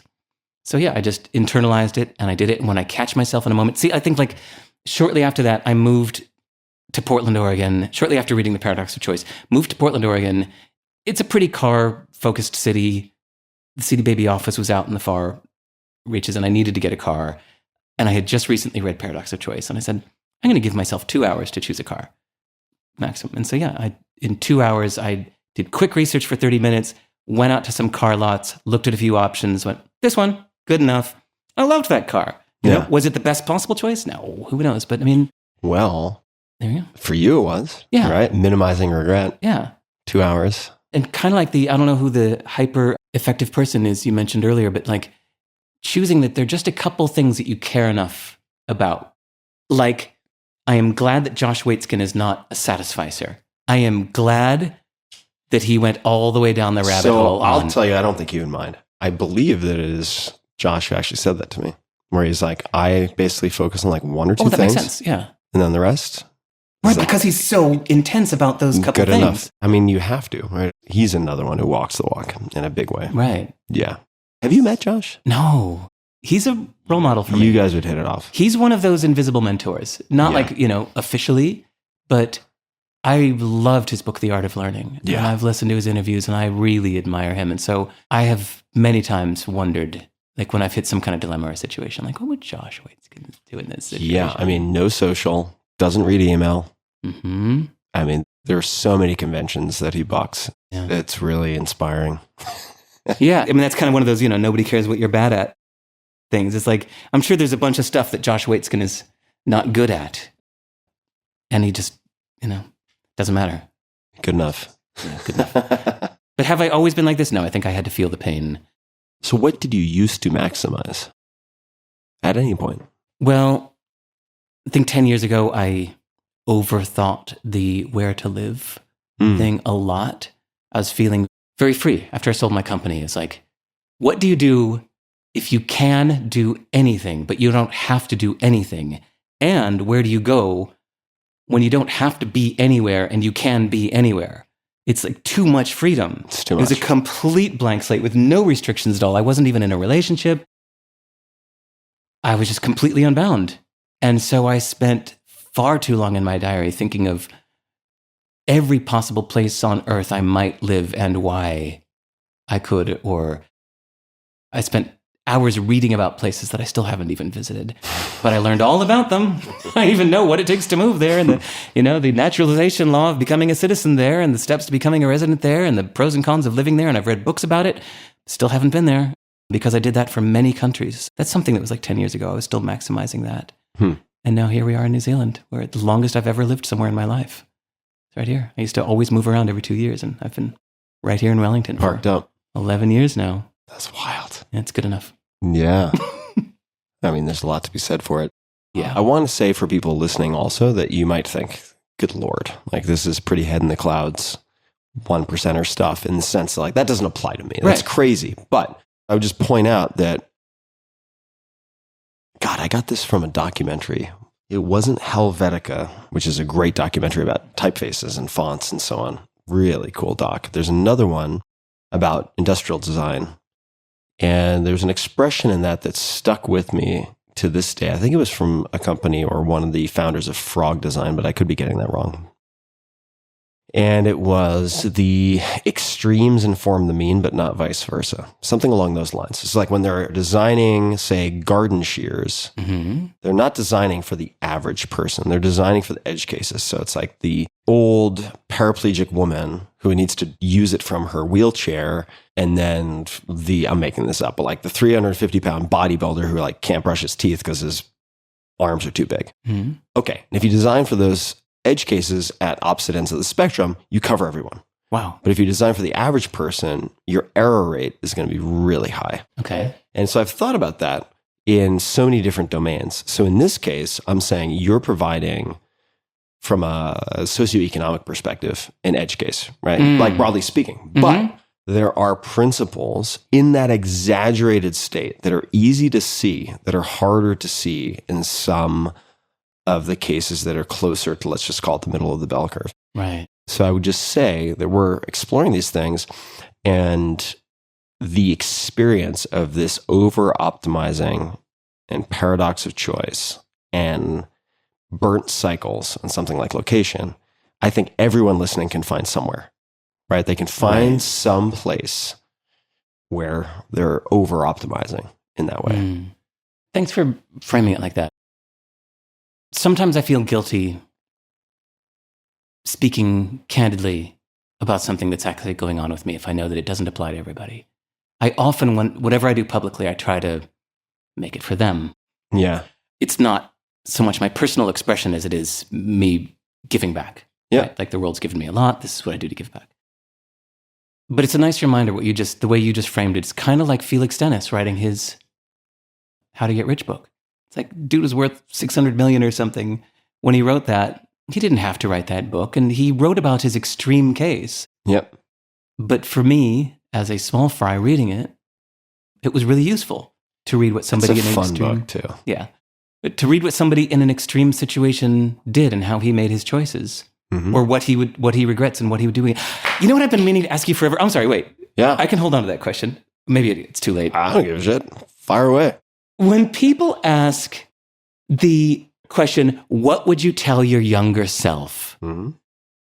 What's the real question there? Because I unfortunately have taken that question literally too often. And you asked me 7 years ago, and I said, women like sex, right? Forgot about that. Because to me, at that moment, that's what I wanted to tell my younger self, right? Yeah. I felt like culture sold us this story that women don't like sex, that it's something men want and women reluctantly give. And so for like most of my life, I was trying to be considerate. And so I was like, not entirely sexless, but mostly. Yeah. And it wasn't until like my late 40s that it was like, oh my God, women like sex. Yeah. Nobody told me this. Oh my God, this changed everything. I like had more sex in the last 3 years than the rest of my life combined because this newfound insight. And so what would I tell my former self? Well, fuck yeah, that's what I would tell my former self. But that's just me. Yeah. I don't think that's the question. The question is, what advice would you give me? Right. You. No, I'm saying when someone says, what advice would you give your younger self? Right. What they're really asking is, what advice would you give someone who is not where you are, but who wants to be where you are? I think that is the translation. What advice would you give someone who wants to be where you are, but it's not where you are? Like how do I get where you are? I think that's what people are generally asking, right? Because they don't give a shit what your younger self would do. They care about what they would do, rightly so. But the answers are actually very different, if I'm being honest, right? The answer is that I would give to some person whose specifics I don't understand are very different from the advice I would give to my younger self. Right. Because in my case, having a history of some very extreme depression and near suicide in college and so on, like my advice would be related to self-preservation and recommending perhaps certain tools like meditation, like consistent, which I had on some level, but I didn't. I think I could have tripled down on consistent exercise, perhaps supervised psychedelic therapies, etc., which don't apply to everybody. They just don't. I mean, I think some of those things might apply to some people, but if someone's really asking, like, how do I achieve X? How do I have the life that you have? Number one, I would say you don't actually know what life I have. You get the highlight reel and you get what I share in podcasts, but you don't have the full picture. So be careful what you ask for. Number two, I don't understand the assumptions embedded in them wanting X. Right? Because if their assumption is, let's just say, and you and I have seen this in ourselves and our experience and the experience of many others, like once I have X amount of money, all my problems just disappear. Right? Like the vapor of mist hit by the rising sun, like all my problems just vanish. And that is an incorrect assumption. But if somebody's just asking that at a Q&A at South by Southwest or something, you don't have the time, you don't have the space to unpack all of that. So any answer you give is going to be hopefully helpful, but it could be really misdirecting in a way. It's funny, the nature that these questions come to us in is usually one question asked, one answer expected. But if you think of the physical metaphor, just imagine that you are somewhere on Earth right now. Say you're sitting somewhere in Argentina, and a phone call comes in and says, how do I get there? How do I get to where you are? I think, well, depends where you are. Are you in Brazil? Are you in France? Are you in Finland? Where are you? But that would take a back and forth that we don't have. If somebody asks you one question, how do I get where you are? The only honest answer is, well, it depends. It's not a soundbite. So is the question, you clapped your hands, is the question you wanted to ask what question I think people are asking when they ask? Yeah. Because I've always wondered, it's like, how do I think of that question? I keep getting that question all the time on podcasts. I'm like, damn it, this question again. It's like what I would tell my younger self. I think it came up again just 2 weeks ago. It comes up a good amount. Yeah, I need a good answer for that. Without the snarky saying, I don't understand the question. Yeah, it's not a bad question. It's just so context specific that it's not just sometimes unhelpful, but I think dangerous to give too broad a response. Yeah. To to use your sort of geographic metaphor, right? You just send somebody off in completely the wrong direction. Okay, go east. Go east. Doesn't matter where you are. Go east. Take 2 of these, call me in the morning. Oh, shit, I'm in Antarctica. Sorry about that. Right. Yeah, I thought you were in France. Yeah. Can you go east from Antarctica? How do they do directions? So, yeah, I mean, unless you're at the South Pole, you could give those. I suppose it gets a little tricky, but the good news is there's pretty much nobody there. So you're not going to be giving too many directions to people. They're going to be at some type of base of some type. I've only been once to Antarctica. I actually recorded a podcast in Antarctica in an outdoor tent with someone, a field biologist and photographer, which was super fun. You know what? All roads lead to Matt Mullenweg. I owe him thanks yet again for getting me down there. It was one of my favorite episodes of yours, that conversation with Matt in Antarctica. Oh, yeah. You know, actually, I recorded 2. I did one with Matt, and I did one with, I want to say her name was Sue Flood, but I could be blanking on the name. This amazing photographer. Wow, 2 podcasts in Antarctica. Yeah, that was fun. That's what I was asking. Yeah, that was also, if I know Matt at all, I know that there's probably some scotch involved with that as well. I like how my son spent time with you in Wellington and wanted to ask you questions about Antarctica.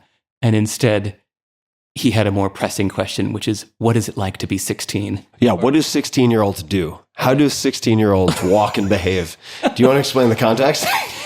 We took him to see John Wick 4. So we went to see John Wick 4.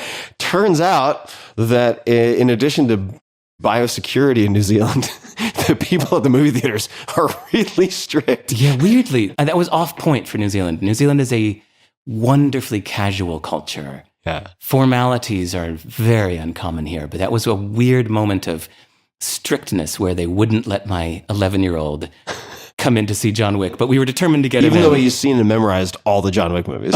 He's seen all the previous ones. He's seen much worse. He's read the Saga comic books. Oh, yeah. Highly recommended, by the way. Saga, best graphic novel. Anyway, so he's seen it all, but yeah. So I went in to try to get the tickets while my son and Tim were out on the street, and he said, can you teach me how to act like I'm 16? 16-year-olds behave. We were fortunate. We had some sort of zoo animals in the form of 3 other 16-year-olds nearby. And so he was trying to mimic it. And I was like, okay, you're very smart. You're very verbally intelligent. He's a very clever kid. And I was like, but the body language and the energy is not at all matching a 16-year-old. So you got to work on this a little bit. He had pulled the sleeves of his sweat. He had his hoodie up. And I was like, I'm not sure that's helping. It might be hurting. You look very conspicuous. And then he pulled down the sleeves to make his arms look longer. But the proportions were all wrong. So he looked kind of like E.T. And I'm like, I think you're drawing more attention than you want to draw. But the whole thing was very cute. He means so much to me that I'm proud of myself that I didn't cry when I told the story about the cardboard box in London. I almost did. Yeah, and your answer when I asked you what makes you emotional was anything related to parenting. Yeah. If you guys have ever seen or go see the song Papa Ute by the Belgian musician Stromae, it's basically it was a hit single in France and Belgium, and there's a great music video for it of this guy who's basically being a bad dad. And when he and I watched that video together, I always cry. Yeah, you're kind of tearing up right now. Yeah. Wow. Yeah, it's serious. Which is new in my experience of Derek Sivers. Like seeing this. Why do you think that is? It's so important. The stakes are... Wow. Yeah. Shit. Wow. Yeah, new experience. Gotta collect myself for a second. It's the stakes are so high that it's like if you do this right, it passes on. Wow. What shit? We're not in any rush. Zero rush. It's funny also collecting my thoughts on how to say this. I don't have to explain it much. Nobody's asked directly. It's like if you do this right, it passes on for many generations. Like a kid that's raised really well can like pass that generosity of spirit, you know? Oof. And then somebody that's raised like ignored might pass on that like scarcity of spirit, you know? Mm-hmm. Holy shit, I'm not doing this for the media. This is not like trying to be a captured moment. Holy shit. Yeah, there we go. Yeah, thank you for answering that. This is new also, I'll say for folks. What a gift that you have something that you respond this way to. Yeah. Though. It's kind of the only thing I do. You know, it's funny. My ex, after we broke up, said like, wow, I've known you for so many years. Like, I've never seen you get mad. I've never seen you cry. Like, I've never even really seen you get upset. I'm like, yeah, I just don't really. Like, I'm a happy dude. And yeah, like this is the only thing. But it's like, it's not obviously like not an upset cry. It's like, holy shit, this is such a big deal. Yeah. Derek, we've covered a lot. I'm just saying, I don't feel like we need to cover anything more. Nope. Is there anything you'd like to say? Any requests to the audience? Anything at all before we wrap up? Yeah, you know, you're going to say this is crazy, but still to this day, like my currency, the thing that matters to me more than money, the thing, obviously many things do. I still really like meeting people. Like I just recently went to India. I went to Chennai and Bangalore for 10 days. And I sat down and talked with 50 people in 10 days. I had 1 to 2 hour long conversations with 50 people. And a lot of these 50 people are people that I'd been emailing with for years. Like they just contacted me out of the blue because they read my article or they read my book or they heard a podcast. And they emailed to introduce themselves. And here it is 10 years later. Now I'm in Bangalore and we finally meet. And it was so damn rewarding. And similar thing, it's like I went to Helsinki, Finland for the first time. And what do? I email, say like, who do I know in Helsinki? And there were a number of people that had emailed over the years to introduce themselves. And soon I'm like sitting naked in a sauna with some dude that emailed me because, you know, he read my book. This matters to me more than money. So it's like the reason I do a podcast like this, it's like I'm clearly not selling anything. You know, I don't have a big ask, but I really like it when people email to introduce themselves, especially if it's not, you know, coming with a loaded question like, what would you tell your younger self? Or, you know, what should I be doing with my life? But when people just introduce themselves, it means the world to me. It's really cool to feel connected with people from around the world, to know that I have friends in India or have friends in Nigeria or friends in whatever, Finland. That's my favorite thing, is hearing from strangers. So honestly, like my website, which I made myself as a static HTML website, speaking of our earlier tangent, if you go to sive.rs, yeah, just send an email and introduce yourself. That's my surprising Do conclusion. other domains point to that? It used to be Sivers.org. Yeah. You still have that, I assume. Yeah, I'm keeping that forever. But that's my minimalism thing. At one point I looked at that, I'm like, .org. Where is RS? Serbia, Republic of Serbia. Okay. But one of my favorite tech sites is Lobsters, LOBSTE.rs. Okay. And I was like, hey, Lobsters. Wait, what the hell is Sivers? Lobsters about? Oh, it's just a random domain name they got, but it's like, it's programmers and sysadmins talking tech, and it's fun. Okay, it's like Hacker News minus the business. Oh, I hope I didn't send a bunch of traffic their way. Anyway, I looked at the .org I used to have Sivers.org, and I looked at that. I was like, I'm not really an organization, am I? Those 4 characters aren't really necessary, are they? I was like, I think I could reduce those. And so yeah, sive.rs. All right. So Sivers with a dot between the E and the R. Yeah. Perfect. Thank you, Derek. So nice. So good to hang out, have some scotch, and make me cry. Holy talk shit. life. Yeah. That was my first time in like 3 or 4 years. I've never seen you cry. Yeah. Oh. Wow.